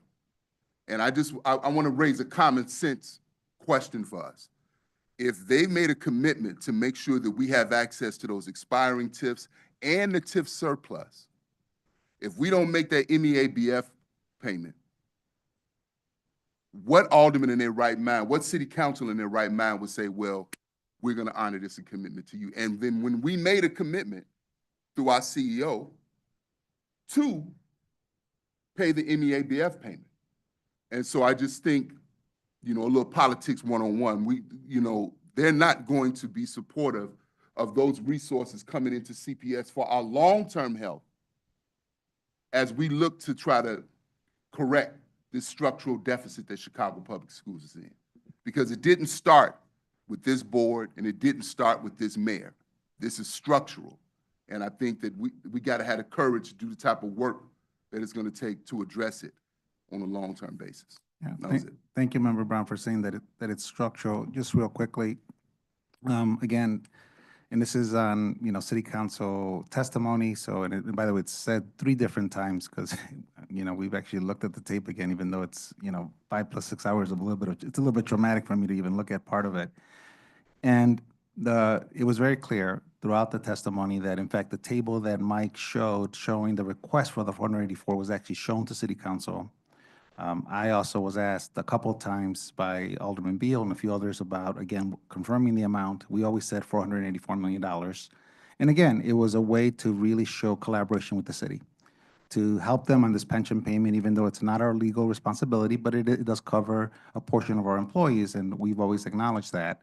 But the commitment was based on the request for 484. And then at the end, when the city council passed their final budget, the amount came in, you know, very short of that, $289 million. I also think board members, longer term, in terms of TIFs, I can just tell you this from my experience in 4 other cities in the state, in this country. A fully elected school board, you know, has complete power of whether TIFs exist, whether they're extended, and this board has never had that. And so I think another philosophical debate is when this board becomes a fully elected school board, at that point, is there then, you know, again, you know, a change in that philosophy? Because again, I've been in 3 other cities, and I can tell you, anytime even the theory of a TIF being created, elected school boards had that final decision, and I will tell you, almost 100% of the time, they voted it down. Board Member Custer. Thank you. My question is about actually the MEABF payment. So we have $139 million that's sitting that we have lots of options to use, but according to the MEABF payment, the city is demanding 175. So that still leaves a $36 million deficit to what they're asking from us to begin with. So I guess my question is, how do we come up with that $36 million? Does it mean cuts to this year's or to this fiscal year? And given the fact that we are in March and a new budget has to be passed in July, what's even left on the table to meet that $36 million demand if we do need to do that? Yeah. So again, coming back to the nature of this amendment, what it does provide is the $139 million that we know about and that has been allocated, but also leaves open the possibility of other solutions, be it through additional revenue or reductions to expenses in this year's budget beyond what's needed to combat some of the pressures that we're facing already on the revenue side and in some areas of cost overrun. So the amendment provides that flexibility. That said, when we're talking about reductions at this point in the year, we're already, today's March 13th. We're almost 3/4 of the way through the year. And our options really at this point are much more limited than they would be if we were talking about this in July, August, September, October. So most of our budget has been committed, spent to date. And so the options to find additional resources through cutting operating expenses is limited at this point. Thank you. Board Member Rivas. Thank you, Mr. President. So one thing I wanted to clarify and let me know if my thinking is correct here. When the city declares a TIF surplus, so they're declaring a TIF surplus because they also need that funding to balance their own budget. Once a surplus is declared, we receive our percentage that would have gone to CPS had it not gone into that TIF bank account. I believe it's 54%. Is that correct? That's correct. So when the surplus is declared, the amount of TIF funding that is surplus is redistributed to taxing bodies based on the proportion of the overall property taxes that they represent. We are just over 50%, 52, 54% of that overall tax burden. So when the TIF surplus is declared, those funds come back to CPS in that percentage. So can the city next year, because they're angry at us for not making this payment, let's say, can they declare a TIF surplus of $600 million and not provide us the $300 million that belongs to CPS? So that's a question that we've never contemplated, but based on my understanding of the process and how that works, I do not think that's possible. Yeah, so Board Member Rivas, so I have researched this, and by law, and so again, just to explain what a TIF surplus is, every year, the city receives $1.2 billion minimum in TIFs every single year.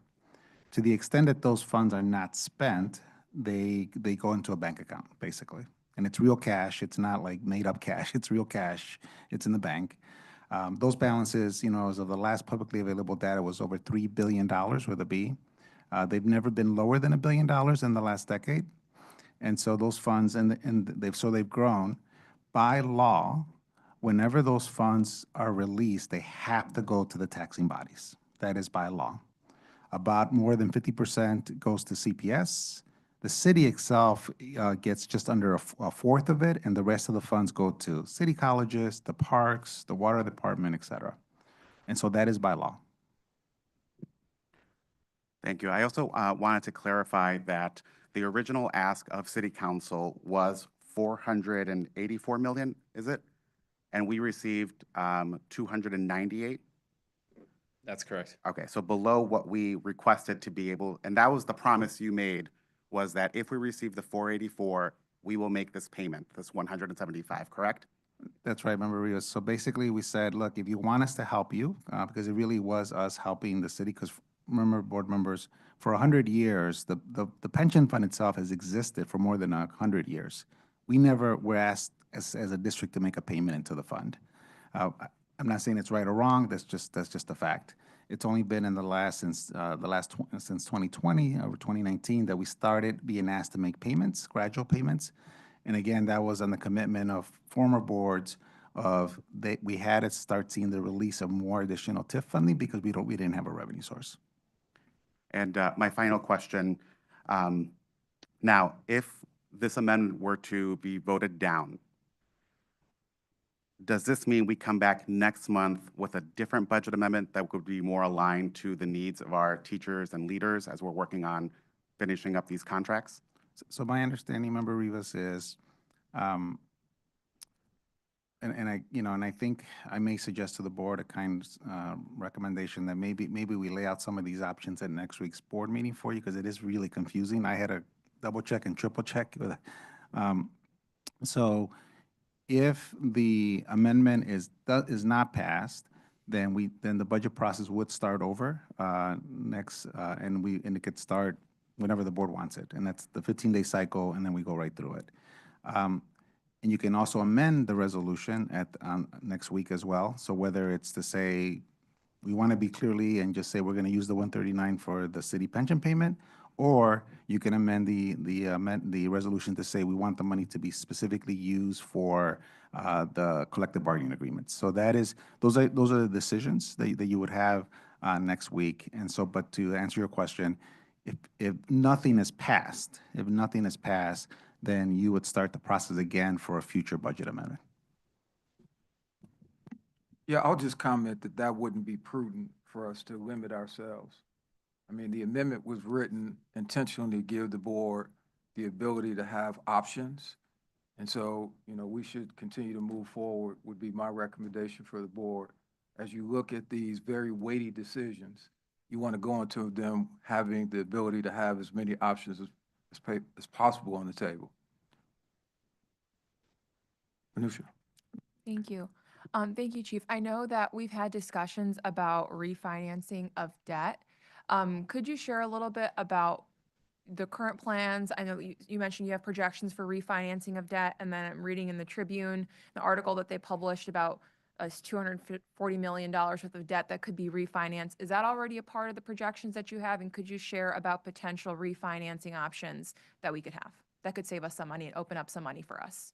Sure. So first, with regard to the $240 million in the Tribune story, we don't have the details exactly on what that contemplated, so I can't speak exactly to that particular proposal.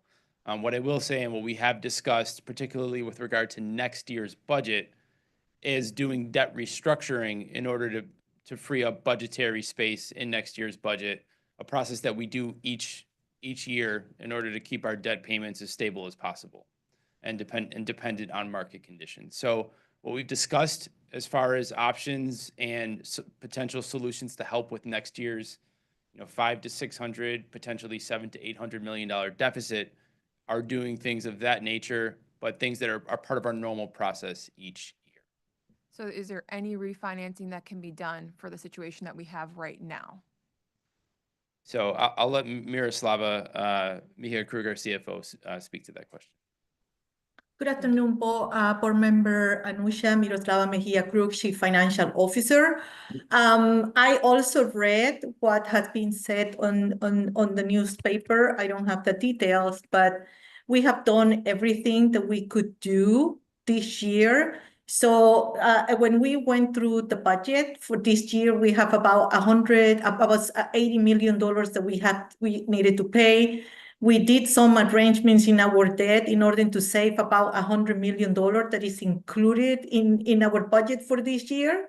So everything that we needed to do for this year, we did it. I know the Chicago Tribune is talking about our debt service fund. Well, the debt has already been paid. We cannot finance what has already been paid. So I think that we have done everything that we could have done for 2025 in order to help the budget. Now we're looking into what are we going to do to help the budget for 2026. As you all know, that the deficit is over $500 million.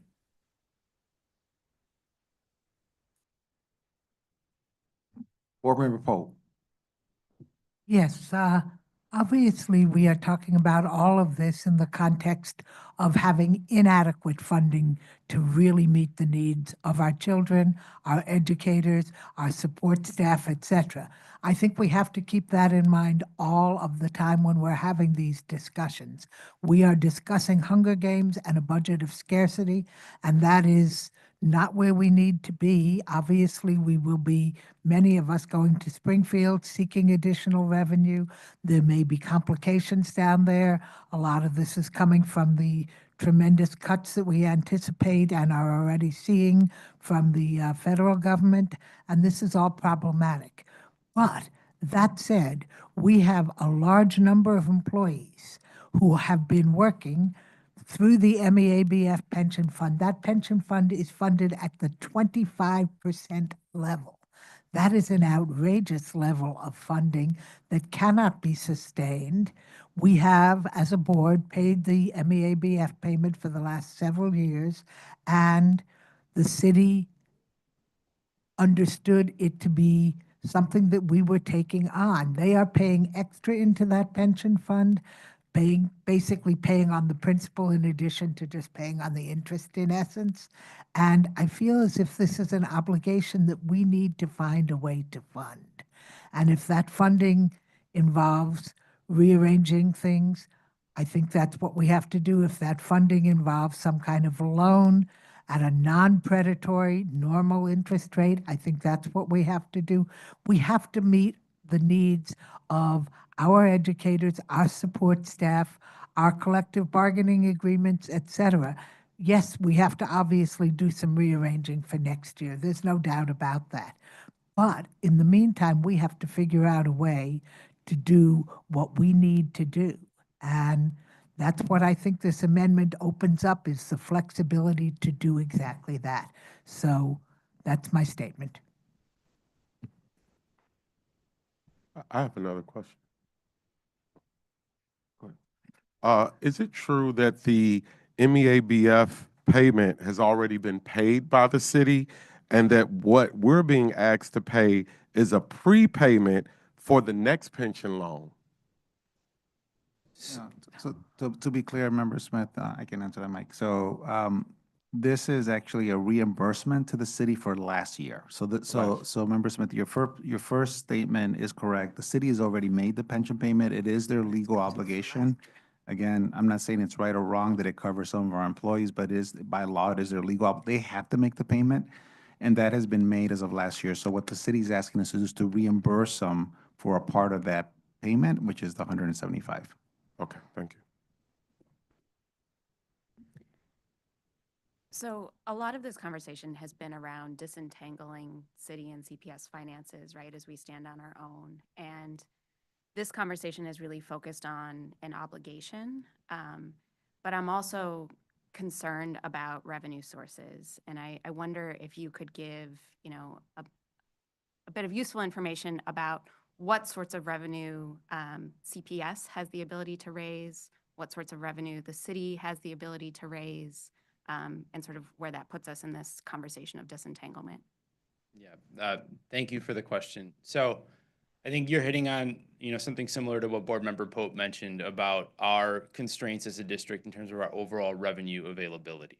We're underfunded at the state level. We've talked about that. We're facing, challenges going forward at the federal level that remain to be seen how that plays out.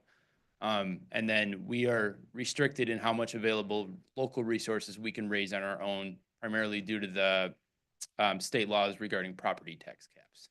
So one thing we've continued to highlight for CPS is that we don't have the ability to go out and raise additional revenue when we have to incur additional costs. And so that's a challenge with the issues we're talking about today. That's a challenge with all sorts of other issues that we face where we see rising costs, but we don't have the availability to go out on our own as a board to raise additional revenue to meet them without the action of city, state, or federal government.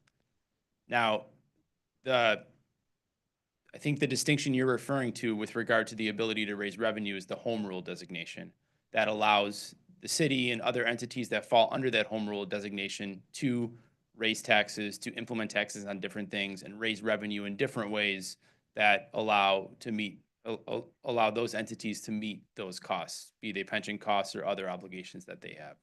So, coming back to what we're doing as a district, we're limited in what we can do in that sense.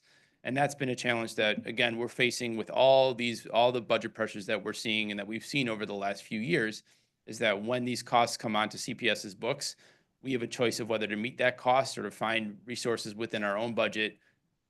It would have to be through cuts to be able to address those rising costs if the revenue is not available to meet them.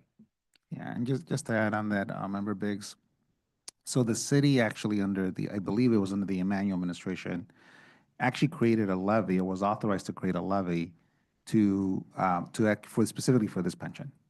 And so the challenge is that the levy and they had levies also for the fire and police. So I agree with Member Pope. I mean, this fund is very underfunded. It is a significant risk for the city. And I do worry about the impact it could have especially on future employees. But the levy actually exists, and it hasn't been raised now for a number of years. I'm not saying it's easy to raise a levy, but it does exist, specifically for the municipal pension, fund. Unfortunately, you don't have home rule. And even when you become fully elected, school districts across the country just don't have home rule. It's not something that's given to school districts. You're always limited in whatever revenues you can raise. And then here, it's even a double whammy because you're not allowed to pass a budget in any legal way that is not balanced. And so it really puts a lot of restrictions on school districts.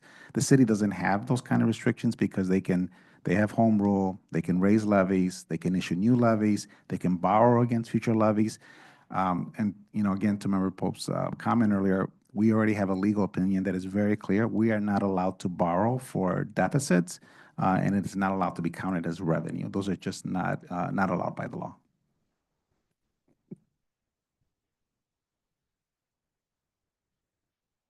Let me make a comment first.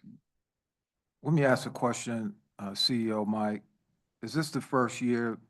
This is not the first year we've been asked to make this payment, correct? Correct. We've made it in the past? We've made this payment for the four prior fiscal years. Yeah. What was the previous year? What was the amount that was paid? $175 million.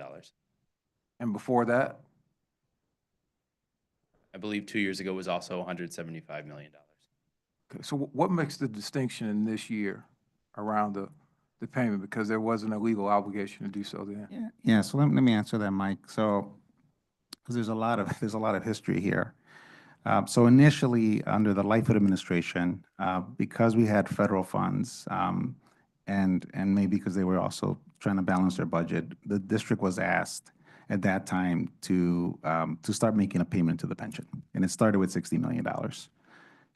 The board at that time, and again, she appointed that board, fought back and said, it's not right. We haven't paid it for 100 years, and said we only will do it if we get additional TIF funding.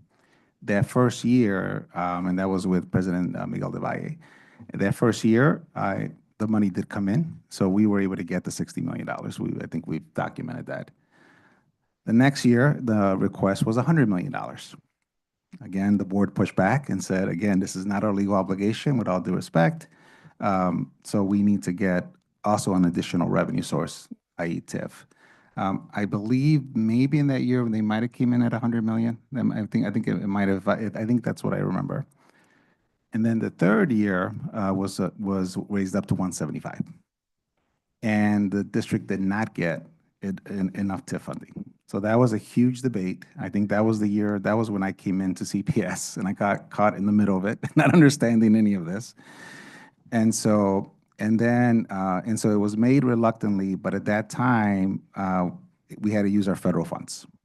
And so the district did it reluctantly, but said, no more. We're not going to do this again. The following year, Mayor Johnson is now in office, and he's literally in his first month. And so he's asking the board that was about to leave, which was under President de Valle, to make this payment. The board said, we cannot. And so it went on for months. The new board came on under Mayor Johnson, still went on for months about, just this debate. And at that time, it was, and to credit Mayor Johnson, I mean, like I said, he followed through later that year with one of the biggest TIF surpluses we had, and then continued that last year. So again, it was a lot more collaborative. But even then, the understanding was this cannot happen unless the revenues exist. Because of that, it started a series of meetings that was myself and the mayor and his team making this request for the TIF funding. And so all the way to the point when it led to the request for the $484 million, which was, through last year, all the way up to city council. And so that's just been the history. It's always been a contentious issue.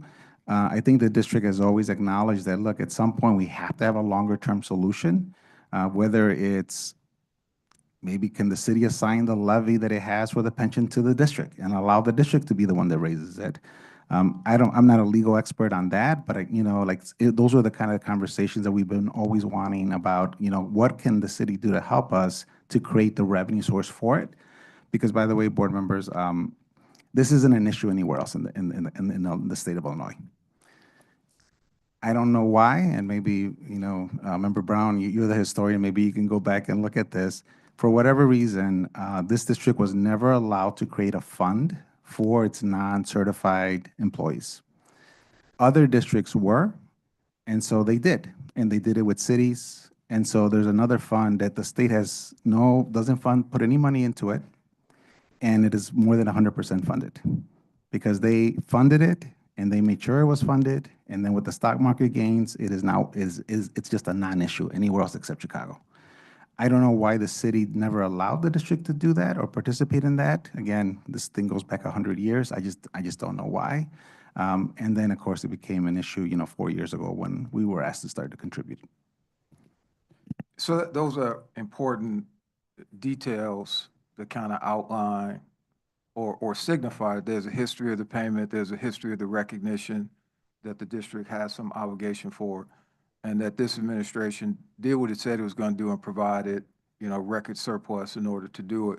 So to Board Member Brown's point, it's important for the board to recognize all of those components as it makes its decision going forward. That, we do our part, they'll do our part. It's been evidenced by the record $300 million or $298 million and a commitment for next year. Those are important contexts. Board Member Brown. Yes, sir. Thank you, Mr. President. So I know that the board has refinanced, the CPS has refinanced debt in order to reduce costs in the past. So are we saying that every time that's happened it's been illegal? I mean, there's a long history of this type of action, again, in order to reduce costs and balance the budget. So again, Member Brown, it's refinancings are not illegal, and like I said, as our CFO said, we do them every year. In fact, I think the challenge is, he didn't say this, but I feel like we're more dependent on refinancings just to even find, just to be able to balance the budget. And so we're doing that every year. The challenge is that's already built into this budget, and we're already, and that will be built into next year's budget. It doesn't provide any additional room to create the source for this year. And like I said, it's something we have to look at for next year because we have to. It's just every year. So those refinances are healthy, and and again, we're doing them annually. So, CEO Martinez, and just to be candid, like, we're hearing different. And so we're getting a lot of information from different places. But I think because it's not even just about, as we know, the municipal payment, it's also about the teachers union pension, and it's also about the Chicago Principals Association. And so we're saying we have $139 million, y'all just pick and figure it out. And I think it's a lot more, there's a lot more at stake than that. And so I just want to raise it that, other experts are saying that you can refinance, and then actually the debt is not paid out of our internal budget, it's actually paid back by the TIF surplus or the expiring TIFs, that actually pays the loan back. But then I think there's another challenge, and I don't mean this, I just think I don't see it, a vision for a state strategy, not a state agenda that CPS is moving, but a vision to make one of the largest economies in the world that for decades has been 49th in public education, with a global city like Chicago, to make Illinois the education state. Like a vision because the cuts at the federal level are coming. But I don't hear a comprehensive plan. I hear it's almost like we're in a boat and we got duct tape at the bottom of it, and we're just hoping that the leak don't spring. And I think that it's incumbent upon us as people in the positions that we're in, that we have to articulate the whole package. You know, we don't want to ruin that relationship with the city. As President Hardin has said, there's been a history of making the payment. So consequently, we've gotten the largest TIF surplus we've ever received, right? So again, yes, it's law, but basically what I hear you saying, CEO, is that it's an ordinance. And an ordinance can always be rewritten. It can always be amended. So I just think we have to talk about the whole package here. We're in a crisis that was not created by our CEO. It was not created by you, Mike. It wasn't created by any of us here. But it's in our lap. And so the question is, you know, if we're going to talk, we have to have a comprehensive conversation. We need a statewide strategy. We need a strategy to look at, to come up with other forms of revenue at the city level, but we're in an emergency right now, right?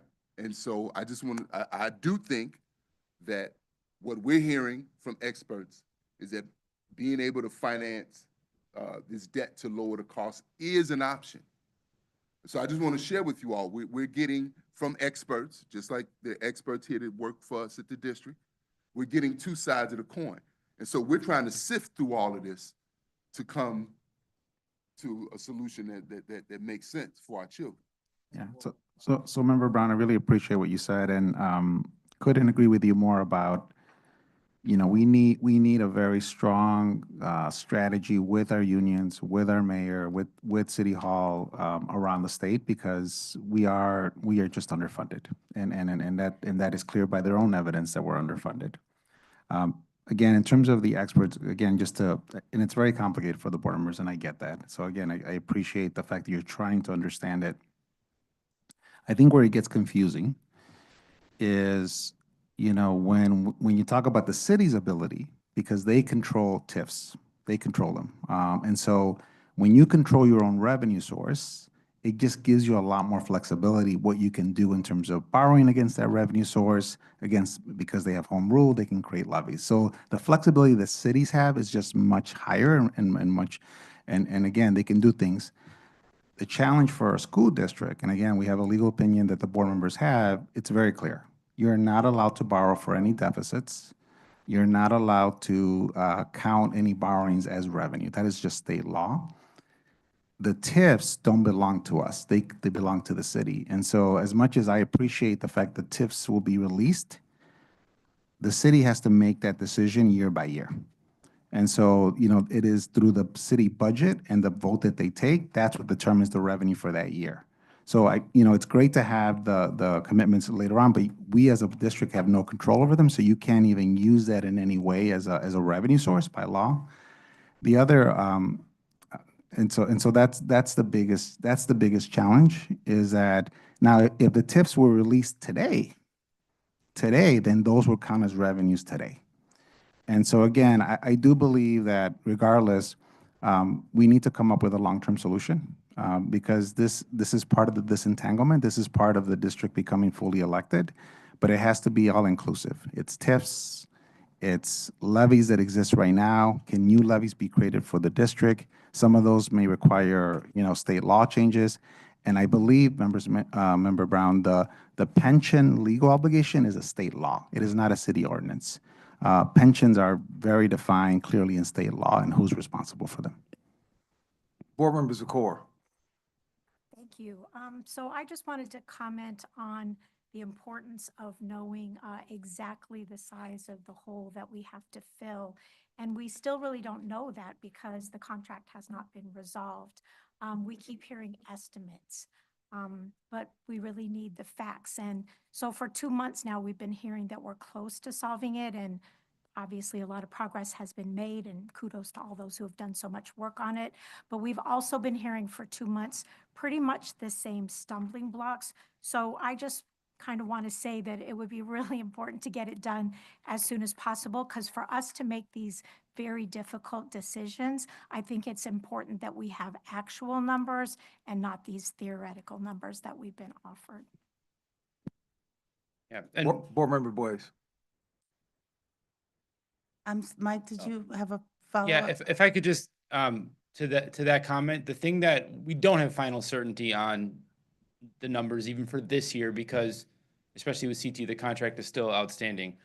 What we do have is more certainty this year on this year's costs than we do in the subsequent years, because the costs we're likely to incur this year will be wage-based. And so we know what we have offered. We know where the teachers union's currently at. So we have a sense of what those costs are. Our proposal is within that, the 139 million of available revenue. But obviously, to your point, we're not going to know exactly until the contract's final, but we do have more certainty at this point for this year than we do for the entire term of the 4-year contract. Board Member Boyce. Hi, Mike. So how much have we received in TIF over the last, do you know the numbers for the last 3 years? I don't have those exact numbers with me, I believe. So Ballpark it? this year was the 298 million that we've discussed. Last year, and we're talking TIF surplus here. So Yep. last year, I believe it was around 226 Mm-hmm. million.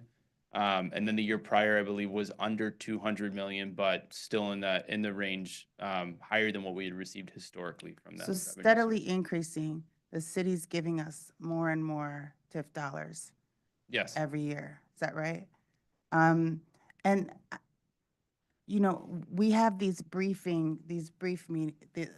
small brief meetings with 5 board members at a time, and many of the folks on this board are education advocates, parents, so forth, and we're talking about some kind of complicated governmental sort of stuff. I'm wondering, Madam Secretary, if there's how we can incorporate actual experts to come and talk to us and answer our questions. I think it would be outstanding if we could have, I'm sure Assessor Kagi would be happy to come and help us understand how the property taxes and the levies go, because we do have some authority when it comes to those.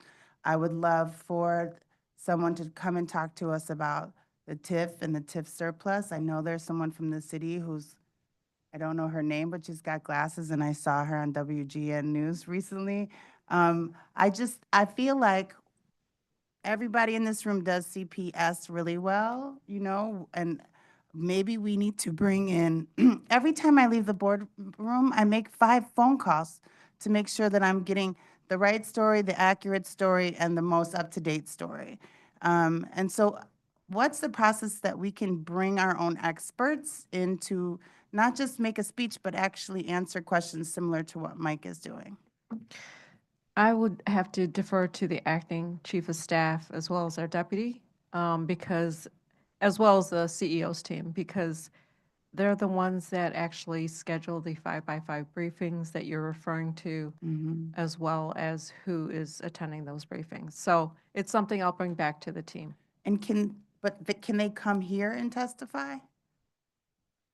And answer questions, not just like make a speech, but actually answer questions from the board? Because this is complicated stuff. And we should have experts. We should be, no, Mike, you're an expert at what you do, no shade. And CEO Martinez, really appreciate your input. But I think if we're talking about tax levies, if we're talking about TIF and surplus, we should actually have some people, maybe a person from the city, a person from the assessor's office, do that, and we can have a real discussion, a healthy discussion. Noted, and I'll take that up with our team as well. Thanks. That's all. Thank you.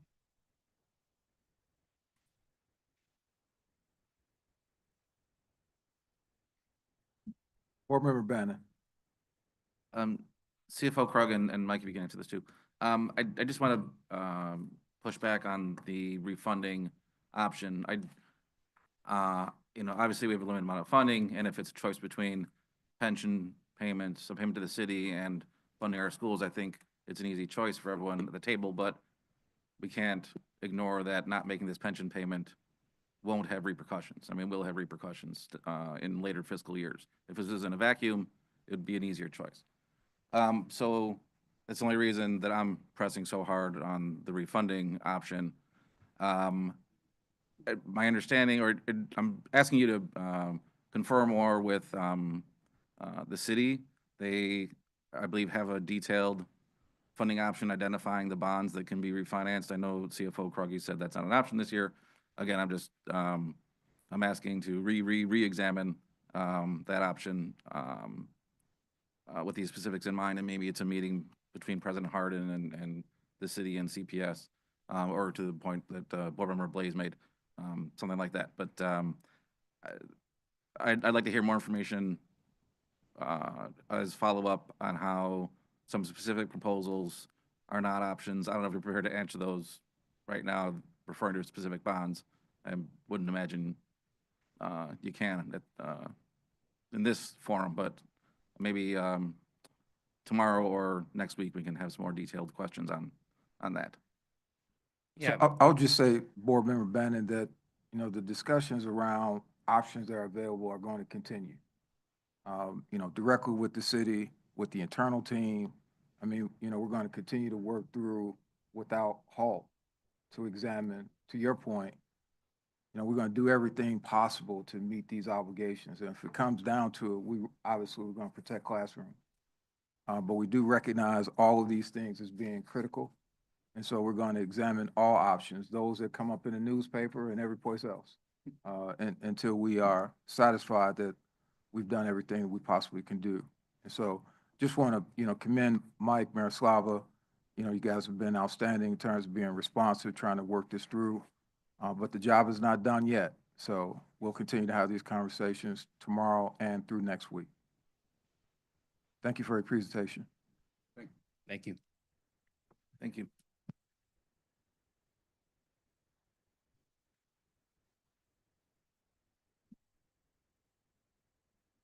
I just want to put a finer point on Michaela's request, especially for tomorrow's hearing. The process CEO and Ruchi, if you could let us know for having a subject matter expert that can also stand with Mike and Chief Miroslava and the CEO for tomorrow's hearing, so that we can leave here with clarity of all of the options that we need to consider. And also, the city is not here to respond to the impacts. I mean, I was in City Hall yesterday and I talked to a dozen aldermen, and what they have expressed to me is one, like us not like us reneging on paying that payment would be extremely difficult for the city and for all the taxpayers in the whole city. So they are very concerned that CPS doesn't make that payment. And I would like to be able to leave the budget hearings, and I think the entire city of Chicago and constituents across the city would deserve to have folks who also understand and have opinions on this that we need to be considering before we make our decision next week. Is there something that you can respond to now, Ruchi? I don't know if you have the bylaws in front of you, or how we've done it in the past with having like subject matter experts here.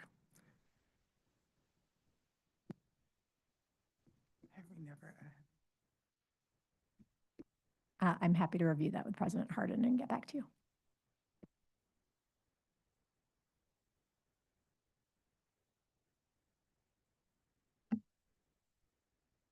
So we'll take it into consideration. We're clear what the board has requested. We just have to look into how to make it so. So I'll follow up. Yes. And worst, Yeah. sorry, and worst case scenario, I can talk to the folks that I mentioned, at least the two that I mentioned, and maybe write something up and share with contact information for somebody that they can call for a follow-up, you know. It's, I think the point here is, we will avail to all board members the information that's needed in order to make decisions. So, whether it be here or outside, I think what's critical is that we engage all the folks that we need so that everybody feels comfortable in the decisions that we're making. And so, we'll examine what's possible for tomorrow. It's kind of short notice, but to the extent that it's possible, then we'll do it. But if not, be clear that we will still make available all the information that's needed and bring any experts that we can to the table. I'll make sure that occurs. Yes, sir. Yeah, the only thing I wanted to say is that there's been lots of mention by lots of board members here today relative to other data and information. I got a file today, and I can tell you, I wasn't part of those conversations or even an extended invitation to hear the brief from said horse's mouth. So for me, it would be really important that whatever information you guys are talking about, that all that information would be shared ahead of time so that we can all be on the same page. Thank you. Now, point taken, Boardman Gutierrez, and that just underscores the point that I just made is it's critical that all board members have access and are informed with all the information that everybody has. So we're singing from the same hymn book. This is complicated stuff, no doubt, but we can't get through it. We all have access to different sources of information, and we are committed to bring it all to the table for full examination so we're fully informed. All right, this concludes our first FY25 budget hearing. Thank you.